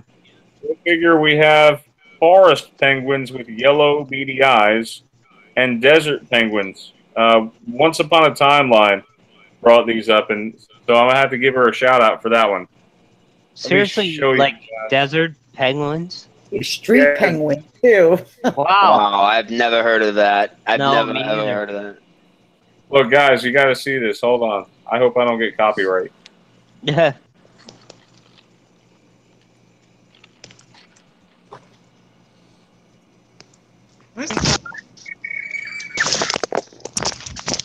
He's taking a bath in the river. That's crazy. Wait, no, this ain't our Antarctica. No. No, and that's allegedly where they always were. Just down there. I've heard of African penguins. South African penguins. With an elaborate greeting. What the heck? You guys see that? Scary stuff, man. Their heads look really weird. Wow. See the yellow beady eyes? That's just, they're weird. They're like little dinosaurs. I don't know. Alright, go figure. Jurassic Park or whatever. What was the one I mentioned? Desert penguins? I want to see what this one looks like because I have not seen this one. Desert penguins. There we go. The ocean, millions of birds. They come. It's Dad's turn to go to work. Hey, Father's Day. Dad's turn to go to work. Look at that. It's rush hour. The road is treacherous. I heard of an island that there's a lot of penguins on in South Africa, but there's no snow. No. Speaking of islands, how about the island to the west of Australia that isn't there anymore? There's some great residue on that from the movie Dazed and Confused and the Simpsons. I can provide that after, not to get off the animals right now, but if you guys want to see that after, there is residue for that too. Yeah, no, we had somebody on, and there's so many new islands.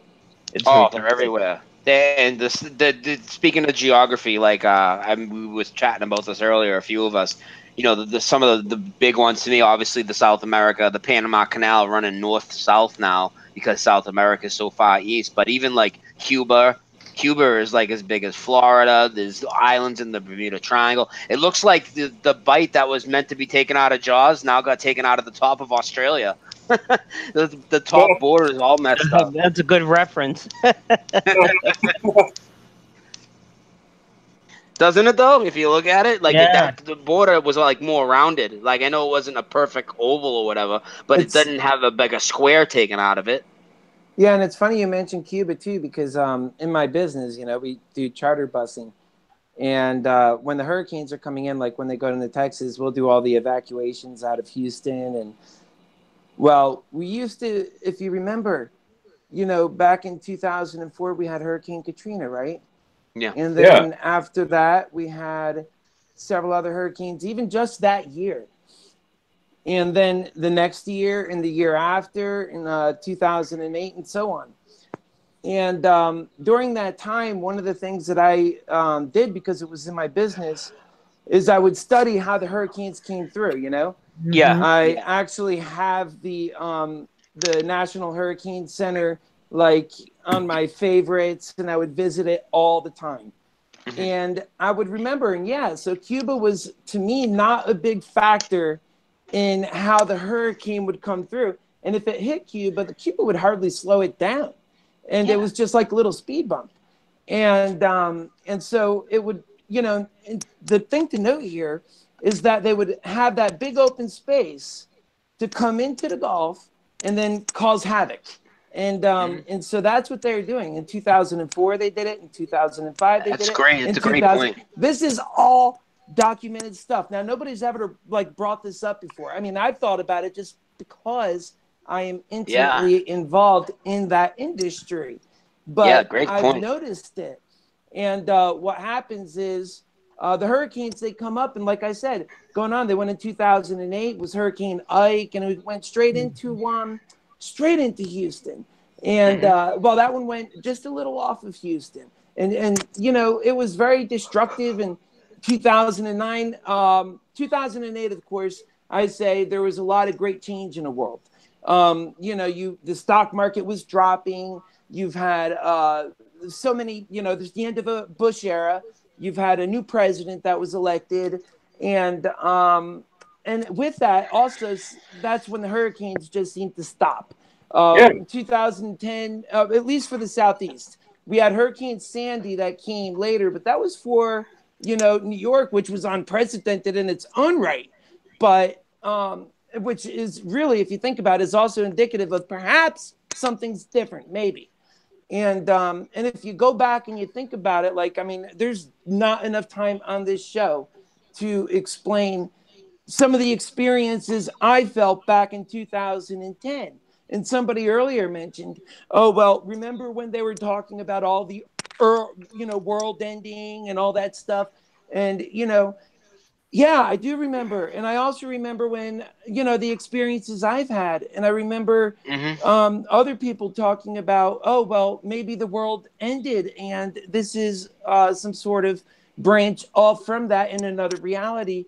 And all of these things, while they could be possible, for me, the thing that I bring back to reality in this reality that still holds proof, well, it's obvious. It's the hurricanes. Yeah, that's a great point. I haven't heard anybody address that point. And the other thing too that many more people would remember without being specialized in the field like you were with studying hurricanes is just things like the Cuban Missile Crisis. You know, whether that's, you know, real or not, but and all the stories of Fidel Castro and all this. It wasn't this big huge island down there. Like, it was this little tiny island, and now it's literally as big as Florida. I just wanted to make that point. It was never really a threat to us because it's this little tiny island. Now it's as big as it's the closest state to it. It's really long.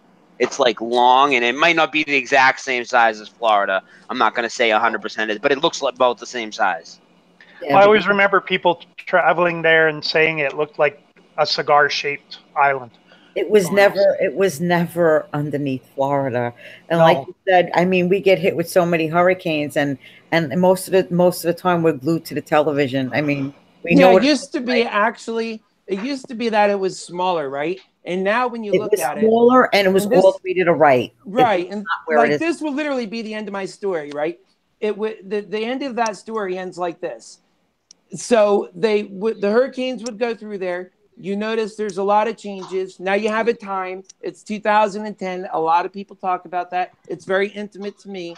And then, of course, we document changes all throughout the timeline. 2016 is a very big year. And, of course, we talked about the Mandela effect and the inception of it. Well, then that would be 2010 and birth. So, you know, if you just look at the timeline and you make sense of things that you know to be true and facts you know to be true, and then you go back and you see, you know, how it all comes together. For example, Cuba, now, when you go back there and look at it, just like you were saying, it's so much bigger. And so we have not had those hurricanes coming through now. And, you know, that's, to me, I think why. It affects me personally because it's obviously part of my business. So we have to ask the question why. What's different? What is different about our business model that changed just a little bit? And that was a big role. That's a great point, man. I never heard anybody address it like that. We've all addressed it on our memory and the size of it. I never heard anybody address the whole hurricane path and all that. Yeah, I know. I'm a very analytical person. Yeah. And, you know, and of course I give all the credit to God because I don't know nothing, you know, none of us really do. We only get what comes to us. And that's part of the spiritual awakening. What you're doing is a good thing. Like, you recognize it, and you know what I mean? Like, it's a good thing, you know.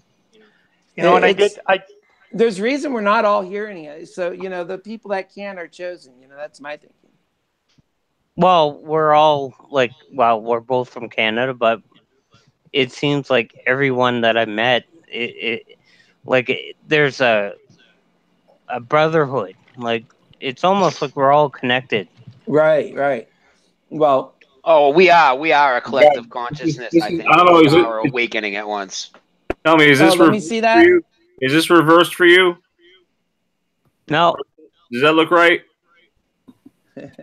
It's reversed on my camera. What is that? What do you see a picture of?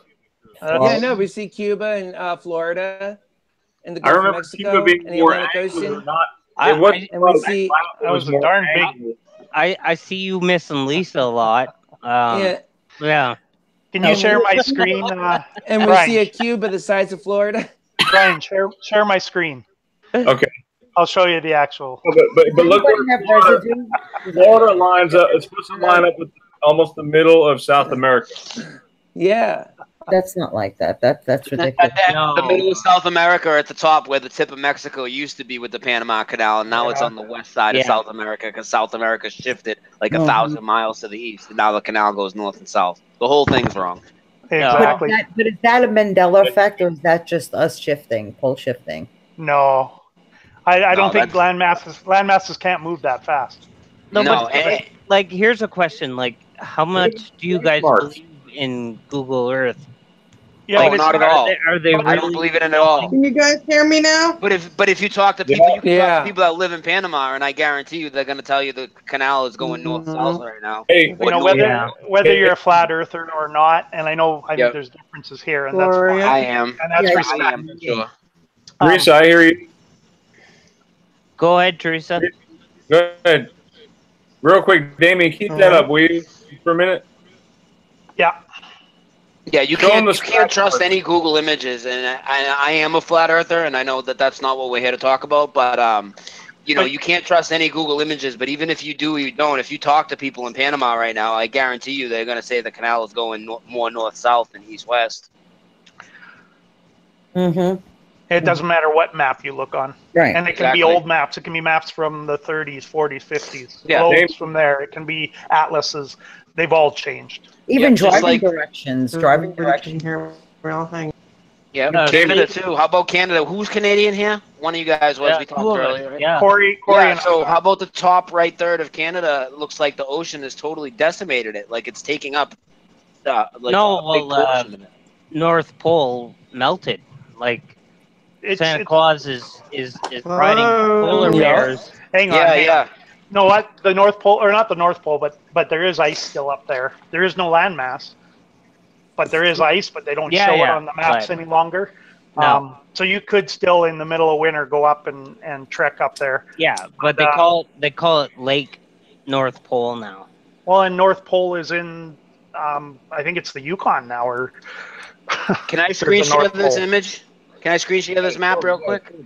And I'm not saying I agree with all the changes on this map. I know that some of them, we talked about this earlier, some of them, like the Greenland one and stuff, are due to different projections on maps. But this map right here has, it shows the Cuba and it shows the Canada. Look at Canada. Look at the top right of it. I mean, look how much of the ocean is taking up the continent, the country. Look at that. Well, obviously and it seems like there's a lot more water there in the center. Of the that's what I mean. Yeah, in the center, the bay near Toronto looks a lot bigger than what it should. Yeah, and would you guys agree? Maybe you wouldn't, that the Baja of California looks longer and Mexico looks skinnier than so it much used to? longer. It's about twice the length, or. And even the lakes going down into America look smaller too. Mm-hmm. The Great Lakes. I know there was some discussion. Meegs is here finally. Hey, Meegs. What's up? Hey, Meegs. What's going on? Not too much. I've been listening in at work. Awesome. Oh man. Did you see we have forest penguins now with yellow beady eyes? Oh my gosh. No, I didn't hear that. Were you guys just now talking about it? A moment ago. Yeah. Oh my we were actually talking about flat Earth, so you're really interested in that. So. Yeah. Earth is flat, yo. Well, I've been a flat earther since 2014, before any of these videos even came out. So if you're interested in that, click my channel and follow my stuff. I have the most content on it. I'm hardcore into that. Yeah. Yeah, you definitely need to friend me. I heard you said you could talk, you could go real deep into 9/11 and NASA and stuff. Yeah, absolutely. Yeah, I need to talk to this guy. Yeah, absolutely. battling people on my Facebook because I just came out as a flat earther. So Can I send you my Facebook or my YouTube? Yeah. Where do you want me to send it? In the group chat here? Yeah. Yeah, let me send you my Facebook link because I'd really like to be friends with you if you're into looking into that type of stuff. And I have lots of content. I've been putting out so many radio shows on Flat Earth and 9/11 hoax and That's awesome. NASA being a hoax since the last 8 years, really. The Flat Earth the last 4 years, but are you kidding? Oh my gosh. Brian asked, why don't you post your channel in the chat? Okay, here's my Facebook so you can friend me, and I will post my YouTube channel right now, and you'll just see my video. I uploaded about I have like 100 shows, but I uploaded like 32 of them to YouTube, and they're all about those topics. And I even had a satellite tech call in one night and try and dispute me on it for like an hour, and I had him convinced after the phone call. Yeah, there's my channel right there. You see the second link? The YouTube link at the bottom? Yeah, if you could just click that and subscribe to me, that'd be great. Awesome, man. How long have you been looking at it? Oh, dude, since I really almost exactly 2 years. Yeah. But when you find out about it and it really clicks with you, it's like you can't stop researching it. I mean, you just can't. I listen. There's so much information, and the thing is, you guys got to remember, even you guys that aren't into looking at that yet or whatever, just like people say with Mandela effect, and they tell you it's a psyop. You don't know if something's a psyop until you look into it, and when you look into it, you'll see what the real psyop is, and the psyop is NASA and all their bullcrap. Yeah, no. We're definitely not ignorant, like in the sense I know you're not. We're, I know you're not. Like, you guys have been very kind to me. And I looked into it big time, and like I researched it, and I think that like I was half like at a time, but I think that there's something bigger out there. That's my belief. We could say that. Maybe where we're not allowed to go and we haven't been able to explore past Antarctica, or if there is more land out there, sure, it could be shaped different. But there's no measurable curvature to the Earth anywhere. There's no test to prove it spins or any of that. And if you just think like logically, like if you're flying a jet and the Earth's spinning 1,000 miles an hour west to east, how are these pilots even landing on north-south runways? They're trained to fly over a flat, stationary Earth. No, but like, how are the UFOs getting through? Gloria has something she'd like to say, guys. Go ahead, Gloria. Okay, Brian S., this question is for you, okay? Sure. Okay, if anything, is the Mandela effect showing you that life is actually an illusion? The box of chocolates. Is that what it's showing you? It's showing you that it's not real. It's an illusion. Yeah, it's fluid. Okay, so if life is an illusion, then how could Earth be flat or round? Because then Earth that's what I was thinking. I was also thinking, well, if life's an illusion, how can you look at your hand and tell me you have 5 fingers or not? But I'm just talking about an illusion, right. I guess reality be changing. There's 2 ways to look at that, right? Okay, so it is an illusion, but in that illusion, it's a flat Earth. Right, okay. Yeah, I mean, it is. I mean, if you try and give me one proof that we live on a ball, you're not going to find one. No, that's not. But hold on, then there's the other view, and it's held by what's that thing called? Oh yeah, science. And if you in quotes, science. Yeah, I'm just kidding with you, you know that. But if you go to the smallest of science, everything is it revolves around each other. It goes in orbits. They're on balls. Everything's small. To the smallest, it's in like tiny little balls, round. Everything's round. And so if you go larger, it tends to have the same shape. And so if you're scientific and you approach it from a scientific angle, you tend to have a different view because you kind of go back to that whole, just like she's talking about, the illusion of it all, because that's possible. You can take that straight to the other side. Reality's changing before our eyes. What does that mean? Right. It means it's not real. Right. No, right. We're being fed an illusory reality by the Satanists that run our world, but this is Bible prophecy, though. Right. Our world is very real. Yeah. This is real, but our fear the is experience. Right. And to me, NASA's clearly Satanist. NASA are clearly a huge part of deceiving us. Right. And the whole thing with NASA is to separate us from God and the Creator. Bingo. No, like I can talk to both of you flat earthers right now and say that I have no clue if you're right or not. Like, and that's fine. And we're cool with that as long as you're not rude about it and you're not. You know, that's cool. I keep looking into it. Hey, I think maybe there could be a firmament there that is. Yeah. I remember watching Meegs' channel, but a long time ago, back when she said she wasn't a flat earther, right? Oh, well, I mean, I wasn't a flat earther before I became a flat earther, but when I've been awake the whole time I've been awake, you know, like in the know about the world, the way the world works. The whole time I've been a flat earther. The flat earth brought me into the truth movement. Oh wow, okay. Yeah, and guys, let's remember with science, math does not prove a fiction. Because I could tell you, right? This is what NASA does. I could tell you that I have a flying car that does 3,000 miles an hour. And I'm going to be in Los Angeles in an hour, and my car gets, 6,000 miles of tank of gas. I could show you construction of that car, and I could Skype you at one point in Los Angeles from my car and show you I have half a tank of gas left. But does that really mean I have a flying car that does 3,000 miles an hour? No, but the math works. Yeah. Well, that's true. My question: these extravagant numbers that people don't even want to think about, like 93 million get yourself in a miles. quagmire no matter how you approach Yeah. it. No, the point is, everything's a quagmire. So it's just what's like most likely in the end is, where you find and even if Earth isn't flat, let's put it this way: even if Earth isn't flat, if you look into NASA, it's pseudoscience, it's not real science. No. Point.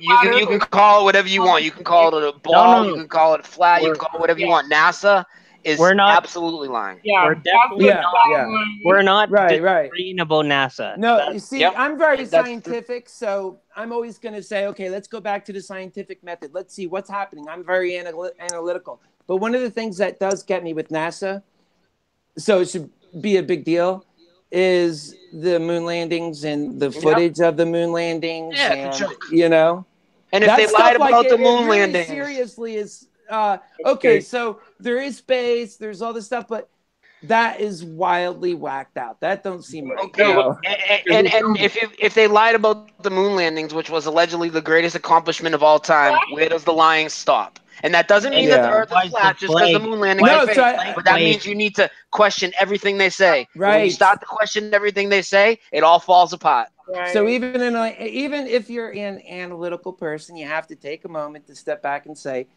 okay, there's a point there.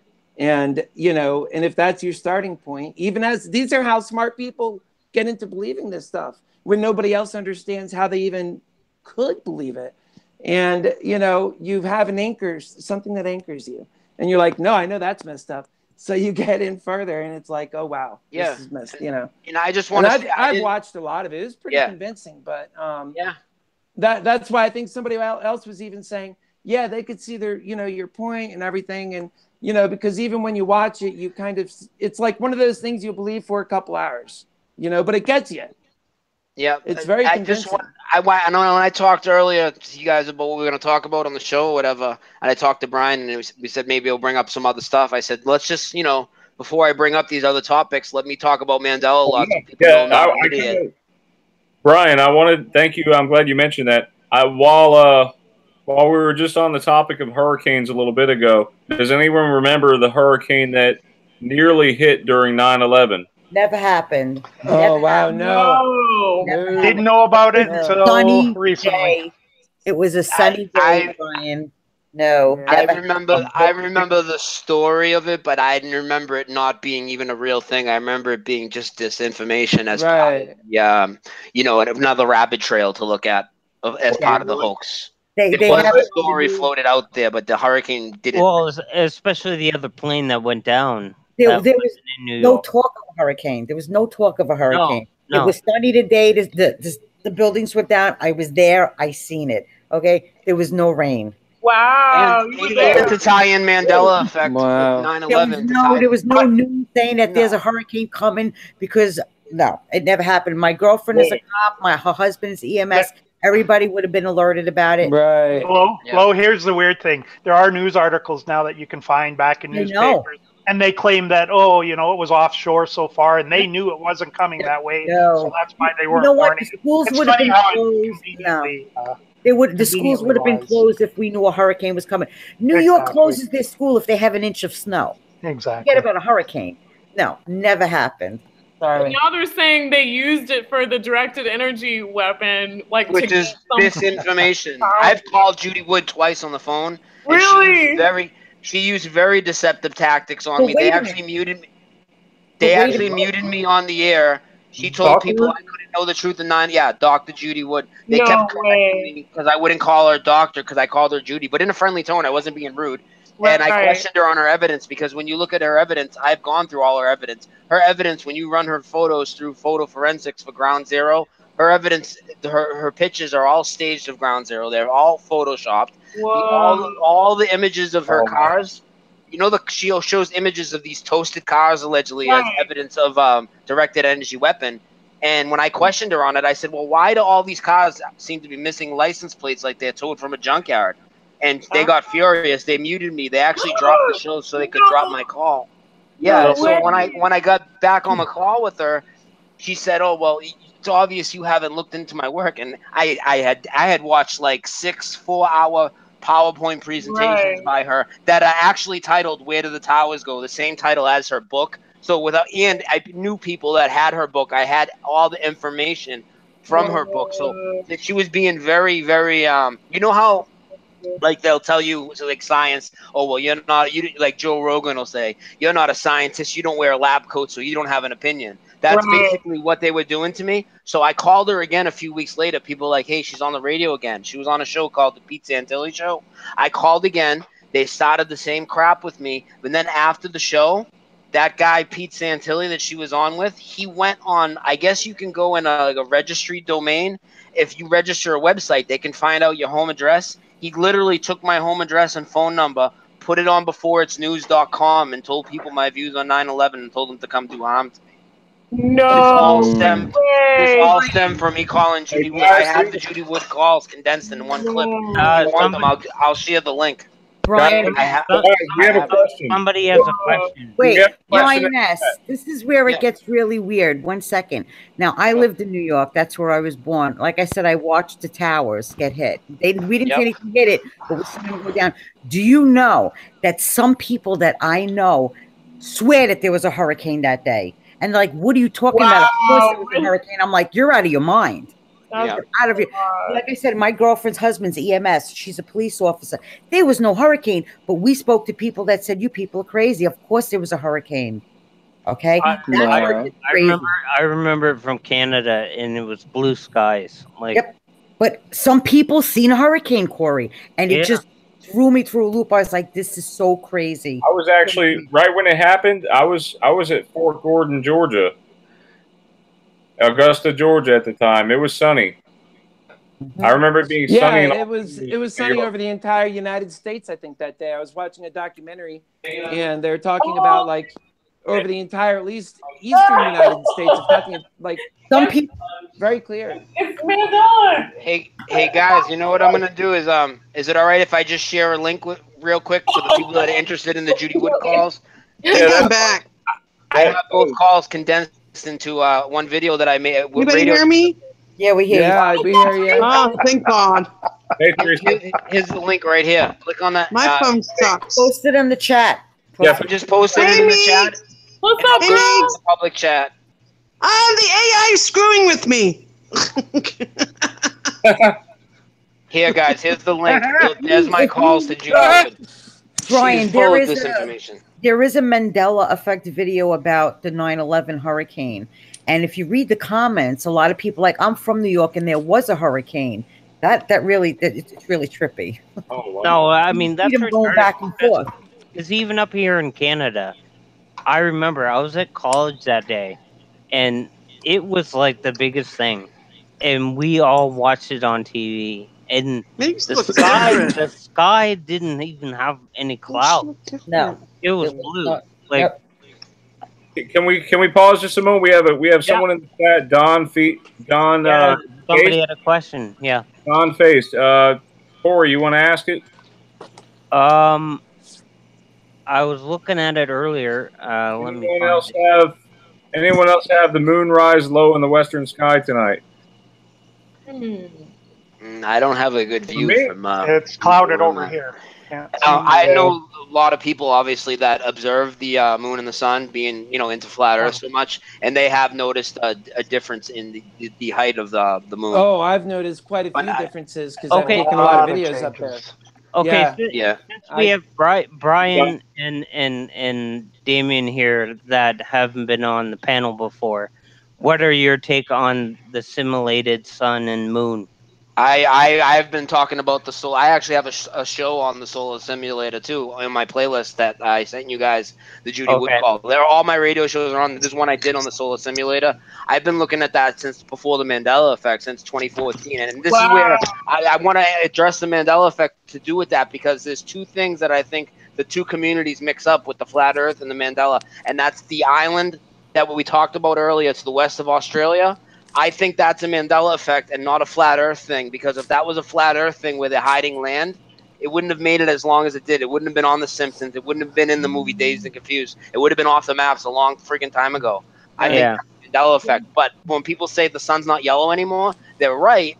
But it's not because it's a Mandela effect. It's because you're seeing an artificial light and the sun is shining through a lens array system that's up in the sky. Damon, how do you feel about that, Damon? And I have a lot of photographic evidence I can show you guys of the pictures of the sun where it looks hexagonal, a hexagon shape, and I can show you all the patents when they built it. It was built by NASA, Boeing, Bausch & Lomb. Boeing even put ads on TV to rub it in your face. I want to see that. I'll screen share it right now if you want. Yeah, bring it up, Brian. Bring it up. You know, I concur. I so much cooler than Richie from Boston.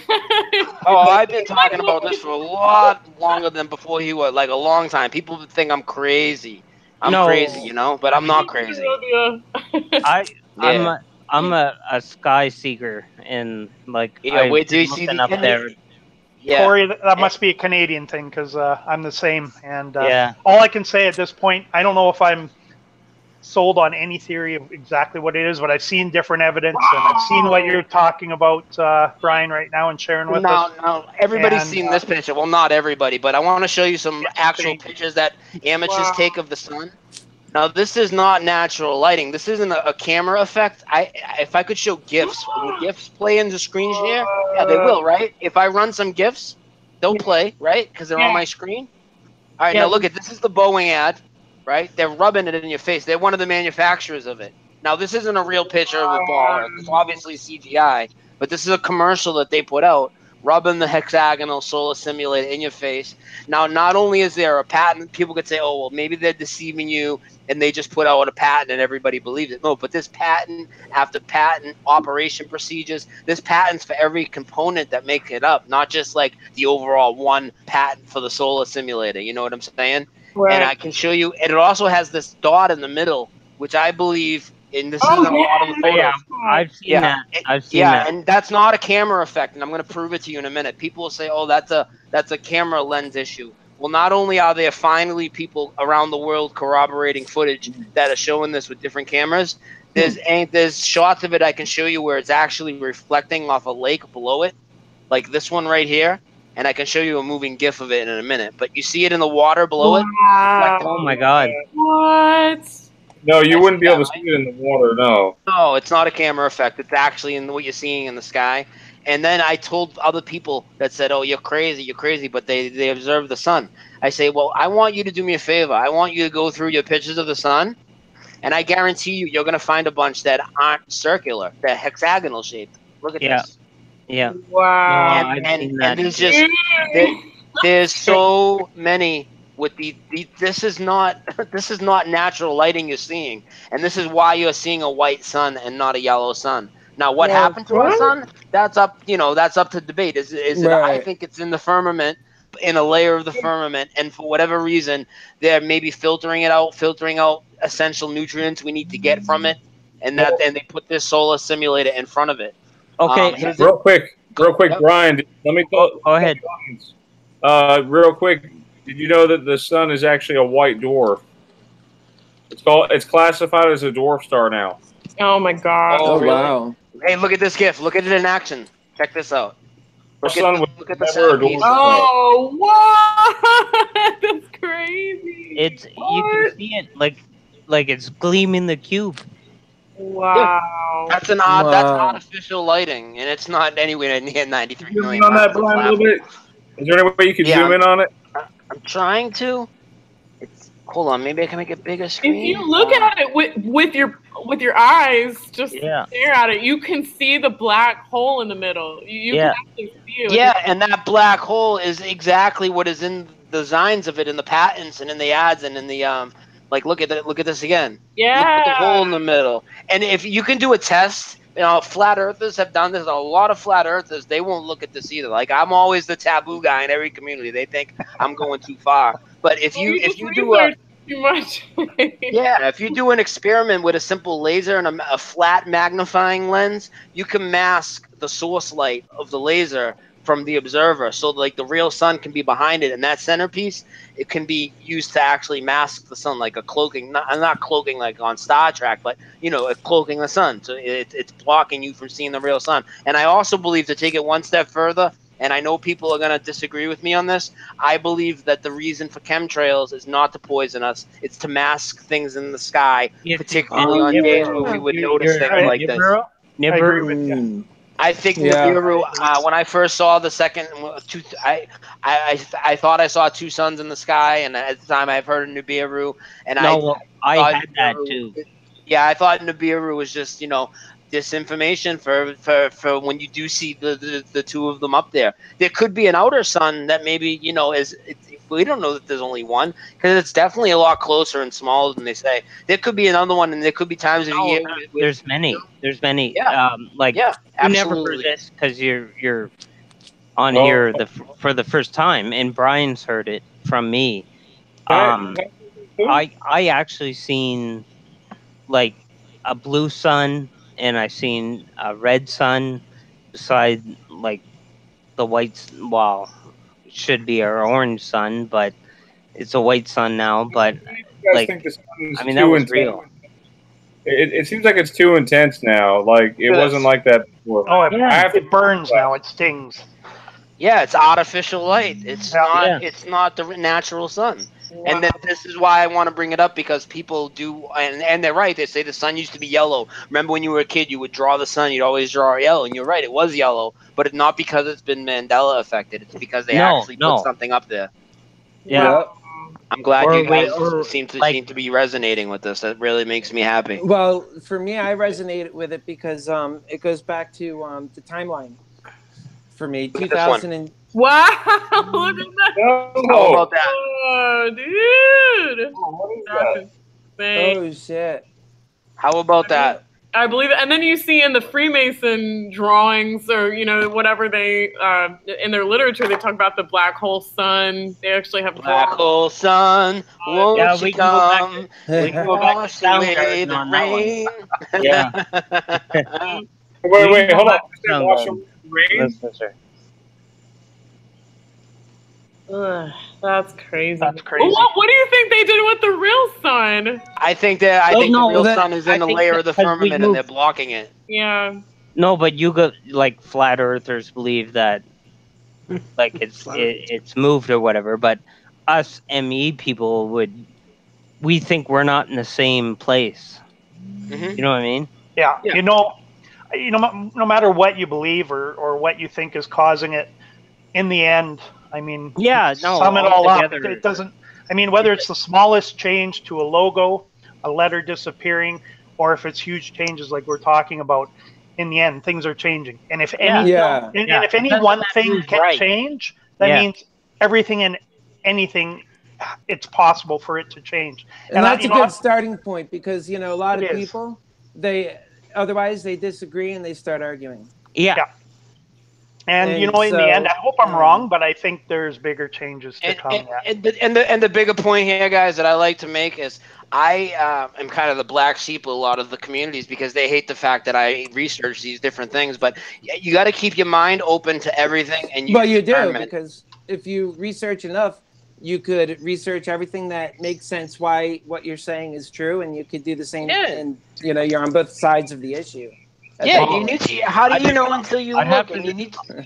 I have to say, with Brian here, you don't have to worry about it because we're all a family, and we all like. It doesn't matter what you believe in, flat Earth or not, or Yep. whatever. Like we're all here for Right. each other, And right? those You people know. are the most awesome. I think that like what bridges everybody, like if you believe in flat Earth or not, like we all believe in God mostly. At least most of us do. Yes. And that's like a bridging. And I didn't before. I wasn't against God, but I was never. And I'm not religious. I'm gonna put this out there. I'm not religious, but I'm very spiritual now. Yeah. That's Flat like Earth Flat Earth has brought me, because whether or not you believe in God or I believe in God, it's clear to me that mainstream science and NASA are anti-God. So there's a reason for that. right. It needs to be Brian, explained. Well, evil's probably the S, reason I don't know why. if you noticed, but you're showing every time you speak, you're showing your Facebook page.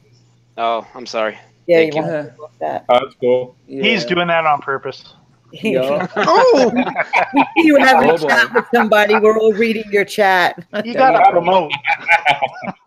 That's all right. They were just saying that they saw my channel and they Yeah, wanted but I don't to know talk if you later. want to give up that information. Yeah, no, I don't want to give up. That's not cool. Yeah. I'm glad you Hey, told me. I'm not used to screen sharing, so.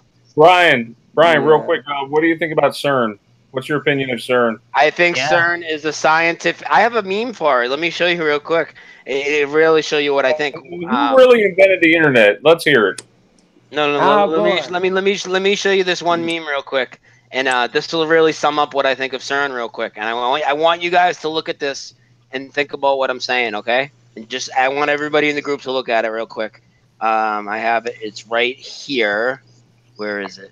Right here. Here it is. And I want you to read my statement on here. And I know the other people that are, doubt NASA will just think of NASA when you read this and read it.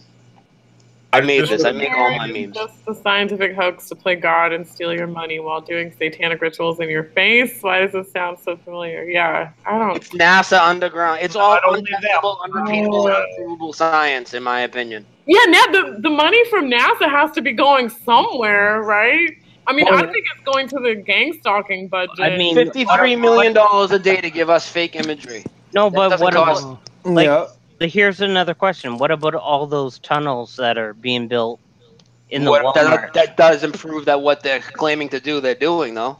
Yeah. Just like if you build a rocket and you shoot it up in the sky and ditch it in the ocean, does that mean you went to space? No, I mean, you could even be at the launch and they could fool you at the launch. And I also think, speaking about NASA, I think that, because if you look into the stuff like the ISS footage, it's a friggin' joke, okay? It really is. There's tons of augmented reality glitches. I'd like to show you guys one real quick, if you don't mind me screen sharing it real quick. I made a couple GIFs. I actually got banned from Facebook for this. Look at this. Check this out. You see the woman holding the ball? She's supposedly on the space station. Look at the objects on her left and right morph into existence. It's augmented reality. Watch her reach for the teddy bear. It's not even there yet. This is not real video, but it's presented as real video. Nothing they put out there is real. And now, now the problem I have with a lot of other flat earthers is not to be trying to argue with them, but they make the point that because you can't, with the way the software is now, you can do this stuff in real time, and they're saying, this is an alleged live feed. And they make it. What they say though is, they make these mistakes because it's on the fly. And what I would counter that argument is, why would they ever make it live? Why would besides people being near a launch site and maybe you need to fake something live there for an audience? If you're claiming to be on the ISS, why would you ever put live video out if it's going to be fake? You wouldn't. It would always go to post-production. These errors would be picked up on. What they're doing is they're showing us their hand, because to them, when they deceive us, as long as they're showing us their hand, it's like laughing in our face, and it's okay for them to do it. It's like how the Masons, they have that saying, they show you their hand. And that's what NASA's doing. These mistakes are on purpose. And they also, I believe, to test people like us, because the regular Joe, even when I show them this, the average Joe that doesn't research things, they still won't believe that the footage is fake. And what they're doing is they're setting the bar and seeing where we're at, where we are, and they're also going to see how we react to stuff like this. Because what happens when I see this? I'm going to go on YouTube, I'm going to go on Facebook, I'm going to talk to everybody, and we know they're monitoring all the conversations. These mistakes aren't on accident. Look at I mean, if you look at movies like just take Infinity War, for instance, they got that like so much good graphics nowadays. Like they Yeah, can can you fake, see the they guy can in the fake, background? they Yeah, can fake can anything. They can And fake. that's a great point. Because if you watch video game developers have videos out, see the guy in the wire harness? I made this GIF. Look at that's Tim Peake in the back. He's a supposed astronaut on the ISS. He's on a wire harness. You guys see him? Yeah, you Yeah. can see the wire Yeah. harness. He's faking anti-gravity, and this is supposedly real footage. Now, if you go into like this, I got some videos I can share later. I have to dig them up though. I'll have to we'll add them later or whatever. I don't have them handy. But you can look at some game developers. They have better CGI and shadow and lighting and stuff than what NASA is using. They're not even using the best technology. I'm convinced that they're showing their hand. Well, you know what NASA stands for anyway, so Never a straight answer. yeah. Yeah. And you know what else I got banned for? I got banned from Facebook for a week for this. Administration space. Yeah, that's supposed to be real. That's like No, supposed to be real footage. This is the lunar lander in 1972. Okay, filming 1972 it? is a legend. Exactly. Who's filming it? Stanley Kubrick. Who's panning upwards? And I bet that guy's real hungry because he's been up there since 1972. People will say, well, No, the only argument they'll say is they remote controlled it from Houston. Well, if you remote control the camera from Houston, no. how do you keep it in sync with the thing when there's going to be a delay? How do you keep it in sync with the craft that's going up? You can't. It was filmed by Stanley Kubrick. Oh, and he left a lot of clues. 2001. A lot of clues, You know what I mean? like room 237 and The Shining and all that. Yep, I know. Yeah. We got Raleigh, Sharon McDonald is in the chat, and Raleigh. Hey guys, what's up? What's up, Raleigh? Hey, Brian, what's going on, Chad? Get a chance, read the chat Yeah, any questions? on Facebook. That's for Brian S. When you get a chance, read the chat. Okay. The group Like chat. the main YouTube Yeah, chat. I'm trying to read it. I put it out there for any questions, but Yeah, I'm having a hard time like talking and following the chat. But if anybody has a question, I'll answer. No, I'll give you my opinion on I anything. just messaged you in the group chat on Facebook. Oh, okay. I'm sorry. I didn't know where you wanted me to look. Okay. Oh, okay. Thank you. Yeah. Thank you so much. Real quick to get a look at that and do a lot of damage. I with just it. took a look. Thank you. I'm not used to screen sharing, so I'm like, you know what? I'm gonna close my Facebook. Actually, that's what I should do. There we go. I don't need to have that open when we're screen sharing. Laura, where's the message? hey, Don and Sharon and I don't know. I can't say that name. Hey, guys, image. Where's that? There's like a. Is it Raphael in a different name, maybe? Are you guys seeing that? What? What is it? There's like a blinking image all over the place. Yeah. On you guys. It's weird. It's like something's ghosting or something. It's so weird. Where? What is that? I seen it for a second, and now it's gone. Yeah, it's gone now. Oh, Yeah. I wanted to show you guys something real quick. Maybe I could screen share. Awesome. There's, All right. Yeah. I just did a. Oh, hold on. Yeah, I just did a video, but I haven't put it out yet. It's one of. Oh, am I presenting? Okay, it's one of the Bible changes, and it's just so weird. In the There's so Bible, many.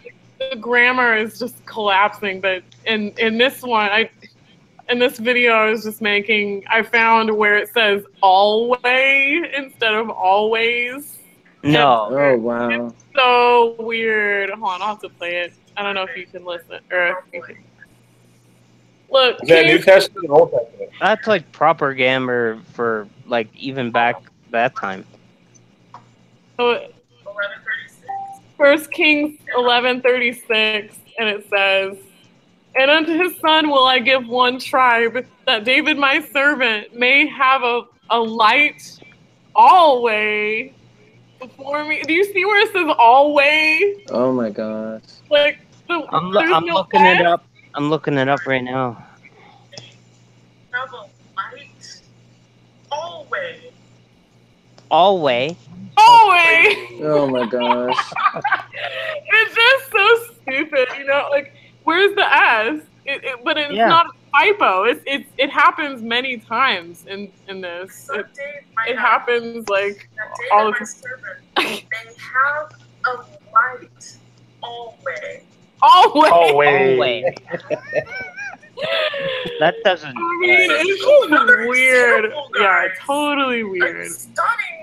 I'm sorry, Meegs. What verse was it in King? I think it was First Kings. Hold on, I'll read it again I'll play it again. First Kings 11:22. 11. Okay. Wait, First Kings 11:36. 36. Okay. Okay. Yeah. It's just ridiculous, guys. But they it's just one example of how the grammar. And I heard you say earlier, Brian, that you think the changes, I know it's just a theory, but the changes might be like God showing us what the Bible always should have said. Yes. I kind of think that the changes are like a satanic attack because they're making the language less sensical. You know, they're making the language like nonsense. But then would you attribute the rest of the Mandela changes to a satanic thing also? Or how is it split? You know, it's weird. I think it's all high witchcraft, actually. I think it's all satanic. But no, but Meegs, I don't know if I asked you that before, but do you think God's allowing it to happen? Right, right. I think God has a purpose in it. Yeah. Sure. I think God, when he wants to change something for the good, he can overpower it, right? But otherwise, absolutely. He can use all things for good. You'll see inspiration by God, and you'll be able to know it's from God, right? That's possible. Right. But also at the same point, the devil pretty much is running things otherwise. Yeah. Well, and there's scripture that says it will happen, and that he will allow it. He said he'll allow it. It's part of the plan, unfortunately. I don't need to be presenting anymore. I just wanted to show you guys. It's really weird. No, it's really interesting. I like watching your show. It's a good show. It was really weird. Somebody posted a video about a zombie or something yesterday. Weird. I forget who it was, but they said they had like yellow eyes and stuff, and like if dead or awakening, like I mean, we're like in the Walking Dead phase right now. Like, oh, good! I finally get to meet Andrew Lincoln. I love him. I know. Oh, that's my husband.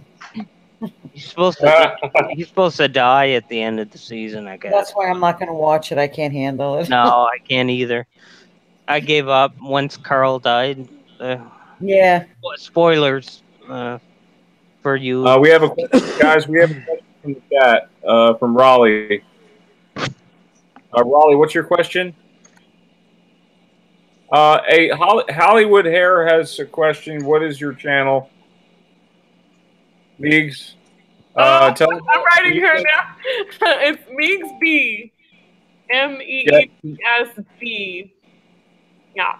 Oh, actually, it's MEEGS space B. But apparently, it's been Mandela affected. So some people have always known it to be MEAGS. Like we actually talked about you one night, and that we thought you were Mandela'd. Yeah, I think it definitely was. I do remember MEAGS. MEAGS. I do. Really? Yeah, I do. Brian's name was Mandela. I know. I remember that you did a video on it shortly after we did our meeting the first time. I think you did a video on it. You said it was Brian McFarland or something. Yeah. Yeah, it definitely changed. Meegs, I remember MEGS. Raleigh, what's your question? We're having that conversation. Oh my goodness. Raleigh, if you're there, what's your question? I'm trying to see where it's at. He wanted to share his father's story because his father worked for NASA. That's what I got. Oh, okay, yeah. Yeah, you want to share my yeah, we want to hear from you. You want me to share what my dad told me he worked for NASA. That was his. Whoa. Your dad did glow? No, Raleigh. Okay. Raleigh's dad. Okay. Wow. You should come Can you come on? Can you come play? Can you come out and play, Raleigh? A lollipop and a cup of coffee. You want him to call in? Let me see if I can get him. I love the coffee. The coffee. I'm not sleeping for days, dude. Calling. They all float down here. What? Oh. Just kidding. Nobody got that, Brian. That was funny. I'm surprised Brian S. didn't get that. Come on. Come on, we all float down here. Bro, I'm sorry. I was sending a message to somebody. I didn't even hear. I'm wicked sorry. What was it? Yeah, Raleigh, go ahead and do your question. Go ahead, share what your father told you. Oh, he welded for Apollo in the shuttle. Wow, that's amazing. Where are you getting that out? You must have had. And again though, and I don't know Raleigh, and Raleigh's, you know. Okay, Raleigh wants to jump in here. Can I send him the link? Yeah, send them the link. Yeah, send the link. You guys stall for a minute while I send him the link. Hold on. Yeah, I just make a point while you get him in here, Raleigh. Even if your dad did work on the shuttle, it's so compartmentalized. You could work on the shuttle, another guy could really build an engine, another guy could do this and that, but he's not getting on it and actually going to the moon. So it doesn't prove anything. Like I could say, he's already cutting you down before you had a chance. No, I'm not. And I don't doubt that his father did work on something, because I do think they have people building these things. You know, right? Of course. And it's so compartmentalized that you don't have a lot of people that are going to oversee the whole operation. Very few people. So do I think everybody at NASA knows about it? No, I think 98% of them are fooled just as much as anybody. Even more so than other people, because they're more indoctrinated. Just like if you go to you know, if you learn anything that's not true and you get taught it more, like an extra 4 years of school, but you're being taught BS, you're just going to be more indoctrinated to it. It doesn't make it true, you know? Look at Brian. He looks like the Godfather. He put the hat on. Happy Father's Day. All you fathers out there, okay? Yeah. Okay. Thanks, Brian. You too. Happy Father's Day. Where's Raleigh? We're waiting for Raleigh. Come on, Raleigh. Jump in. The water's warm. Where is Raleigh? While we're waiting for Raleigh, what about some new Mandelas? Let's get back to Mandela for a minute. What are some of the newer ones? Last couple weeks that maybe some of us might have missed? Maybe we need to all share with each other and make sure we all know them. Yeah. You guys got anything pretty new? The bone structures. Bone structures changed. The collarbone. Oh, really? Again? Yep, the collarbone changed recently. Actually, I had a picture I sent to Brian for him to present it. It shows all the changes on the human body. Yeah, we got the foot, like, in the heel. The heel is ridiculous. That is completely ridiculous. I don't know. Yeah, if you have a heel spur, it looks like you have a stinger on the bottom of your heel now. Brian, Brian McFarlane, Tommy, can you go to Messenger on Facebook and get that picture I sent you of all the changes of the human body? Yeah. You talking about the human anatomy? I got it posted right now. Yes, if you could post that. Somebody in Theresa's group had posted that. I think it's a pretty good breakdown of everything that changed. There you go. More flexibility. I like that feature. Right? Yeah, you would. Yeah, we're like one of those bendy soda straws now. Look at all the circles. Look at all the red circles. Look at all the changes. Well, everyone is changed. Oh, wow. That's crazy. Yeah. And there's more. There's more. They don't show the back. Have any of you heard about the sac around the heart? What? No. Called the pericardium sac. I heard about that. Yeah, I just heard about it, and it's out there, and I looked into it, and it exists. You look up sac around the heart, or it's PER. There it is, pericardium sac. You can see it below. It's PER, right? Yep, PR. There it is. Cardium.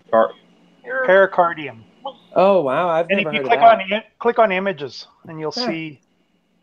Oh, images. Yeah, hold on. Where's Raleigh? See some pictures. Right there. No! Look at that. There's a sack around the. Yeah, that's weird. What is this? What? Why didn't we learn about that in school? Right. That's like a nice little sleeping bag in your heart. Like a baby being born, but it's your heart. Well, how about how the heart's more centered now? And when you think about when we used to do the Pledge of Allegiance, you would hold your hand to the left. Right. Yeah, that's true too. That is so weird looking. That's like a heart. Like a little heart fetus. Heart blanket. Oh yeah, look at that. Ooh, Isn't that weird? yeah, it looks just like a heart fetus. Hey guys, and what else? Isn't it right that the lungs bleed now? The lungs, they produce blood. I mean, Blood. Yeah. There was another new organ that popped up. Do you guys remember what that was? I'm trying to find it now. Something. The With center. the skin? The skin? No, it was. Oh, I think I've heard of it. I can't think of it right now. It was like a new one that popped up. Hold on, I'll try to find it. The century. Interstitium. Interstitium.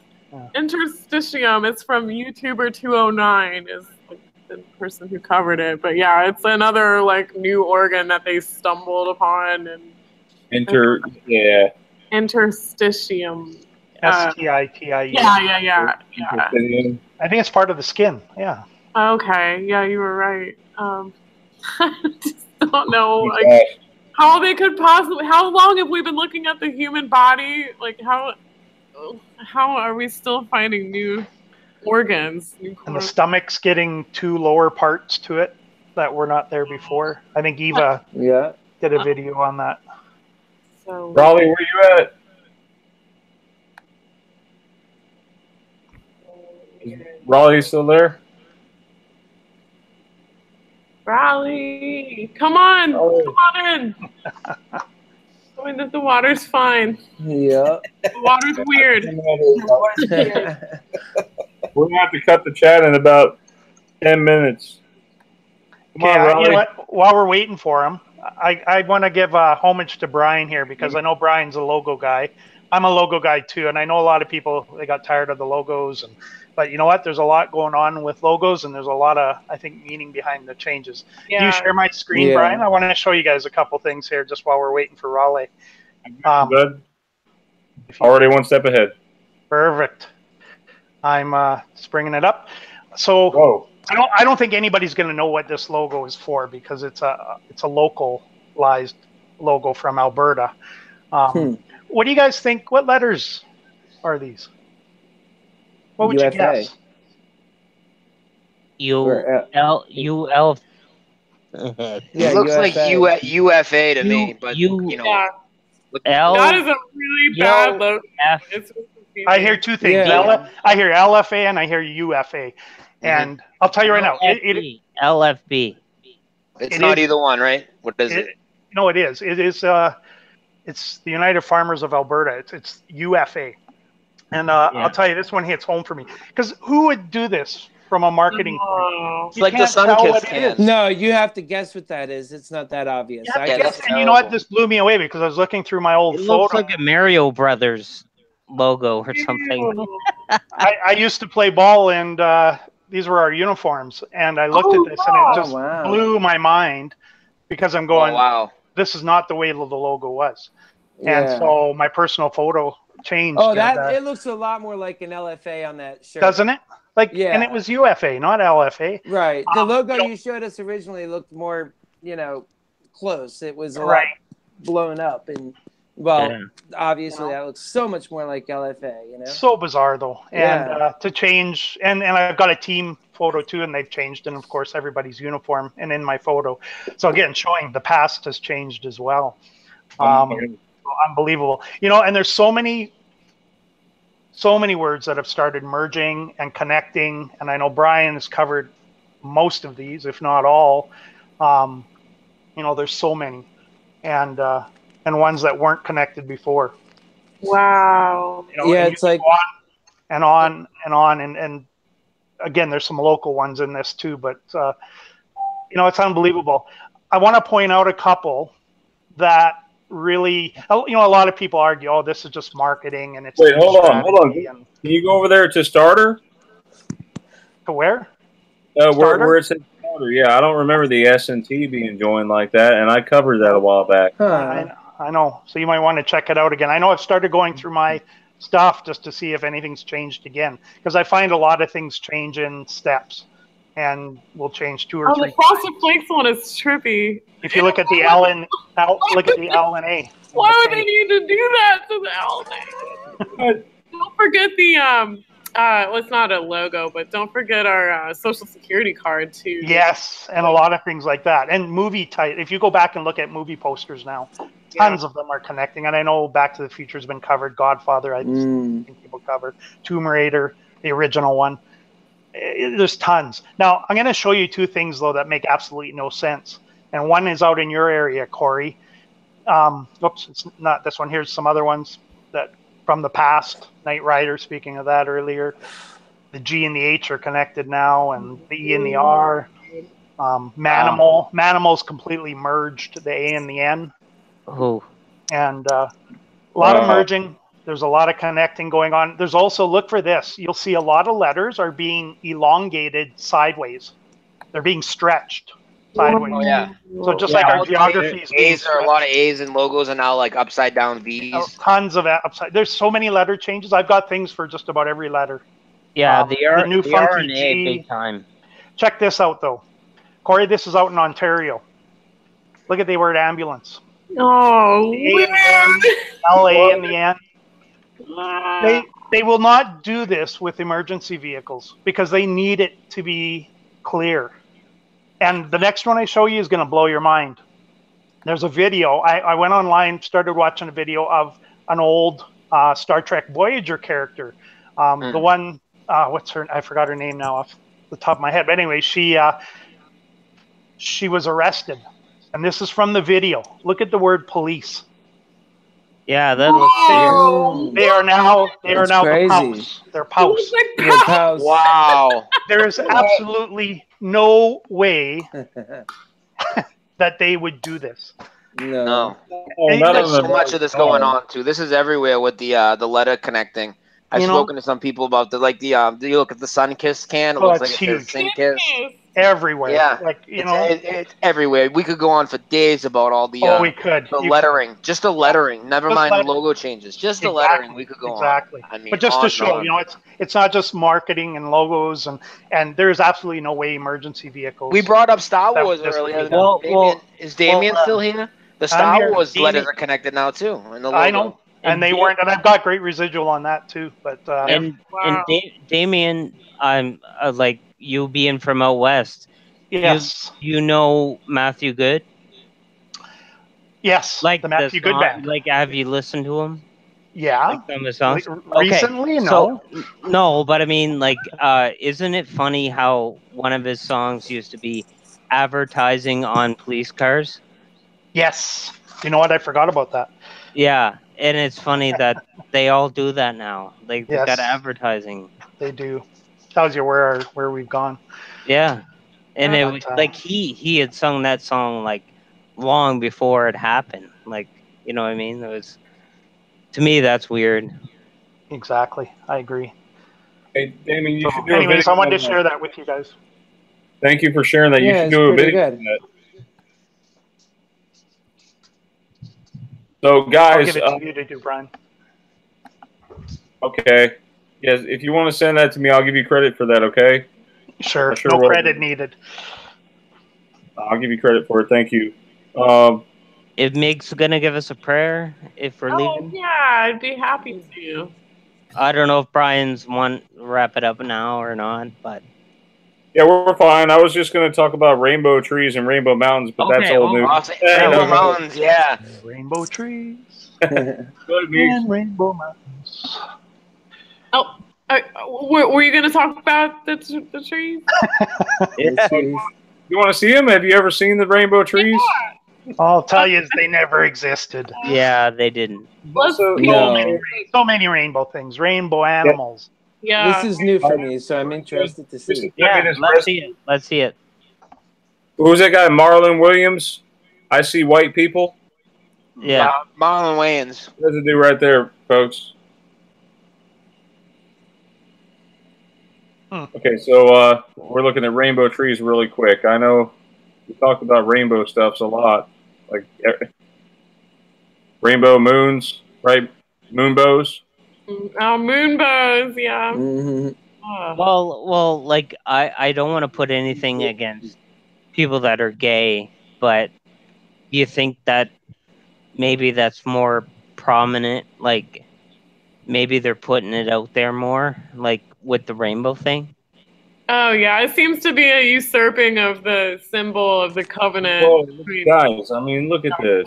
Come on. Yeah. Brian, what do you think about Yeah, that, man? that's crazy. I've never. Yeah, seen I that think before. that's crazy, man. That this and the Rainbow Mountain. This is even looks crazier than the Rainbow Mountains, honestly. Yeah. It's kind of crazy. Where are though. these trees allegedly? The Rainbow River as well. Pastels. That just I've seen the river. Yeah, I've Yeah, seen the river is I mean, crazy. The river is crazy. Like Which one? Rainbow River? Yeah, we Yeah. said that before. It almost looks man-made. Yeah, You could just about put any word but in the there. colors, Rainbow. the colors are just. It's funny how they're all. Yeah, that's What crazy. is this? Columbia Looks has like a rainbow. somebody threw a bunch of paint in there. Is that real? It's real. Yep, It's all it is. LJ. It's No, that can happen with the oil spills. That's oil spills right there. No, I'm kidding. Oh wow, Yeah. it's beautiful though. I mean, Yeah. maybe it's just really artistic nature. Yeah. Put in rainbow grasshopper. Check that out. Or rainbow. Oh, there's a worker. rainbow grasshopper? What? Yep. Oh, there's so many.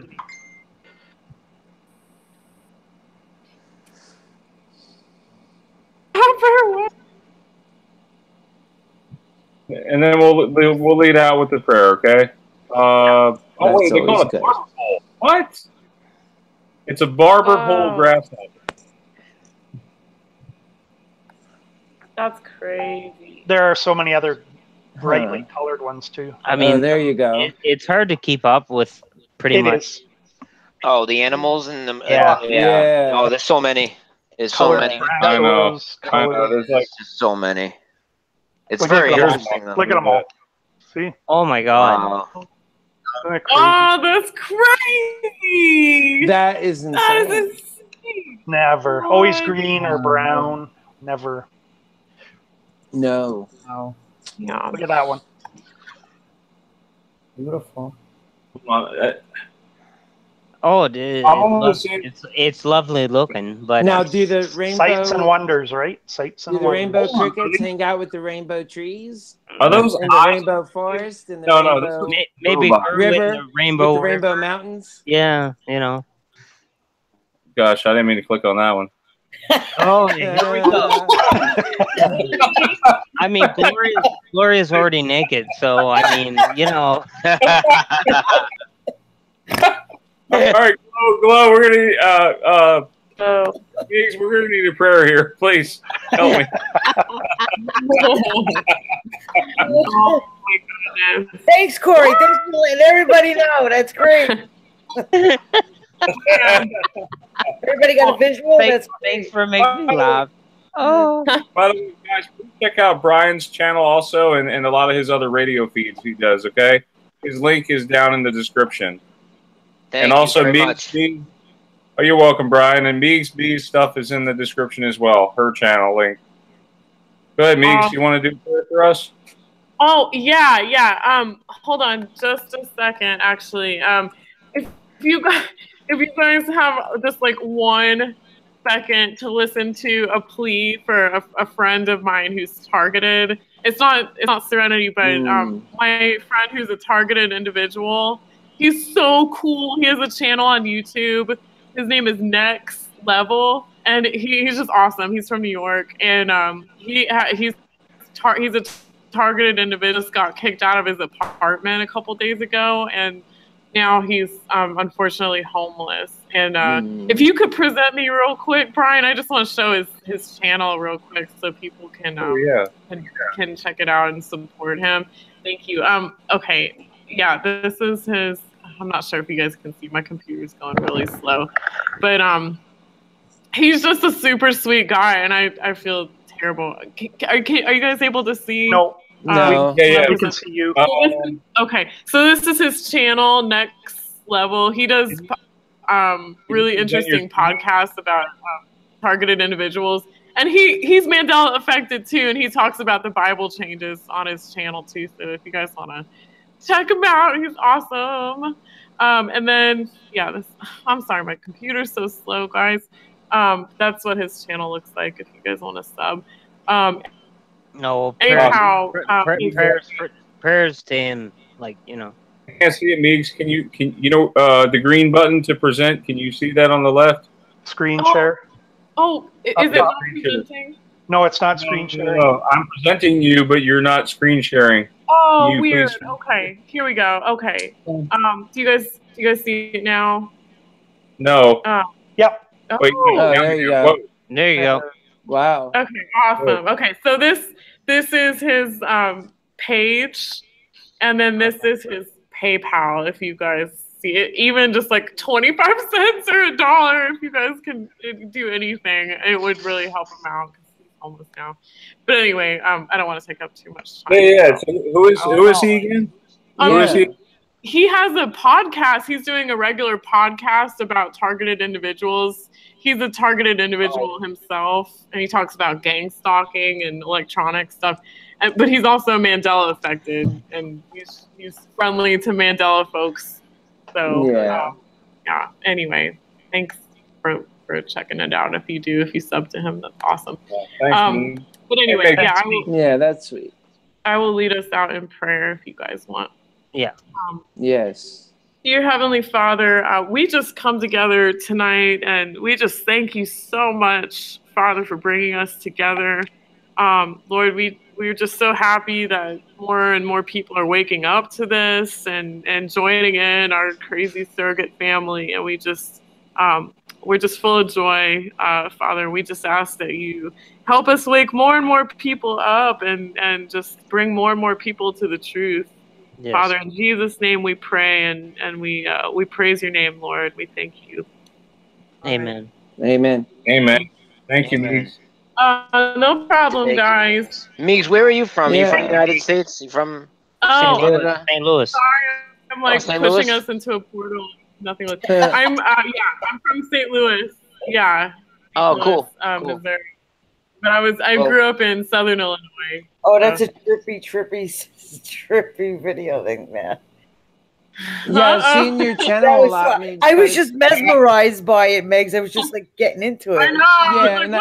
Yeah, and I just wanted to say I've seen your channel, Meegs, but it's the first time that I've been on the show with you, so it's nice to meet you. Yeah. I want to say thank you, everybody. You guys have all been very kind to me and very open-minded and letting me talk about a lot of things. Nice I to really meet appreciate you it. Thanks, guys. Thank you, everybody. I'd like to say in the end, can you pray for my mom? Yes. Because she's got a year to live. I guess we found out. Always call it for sure. Any prayers are welcome. You know, like. Oh wow, dear Heavenly Father, can we just pray right now?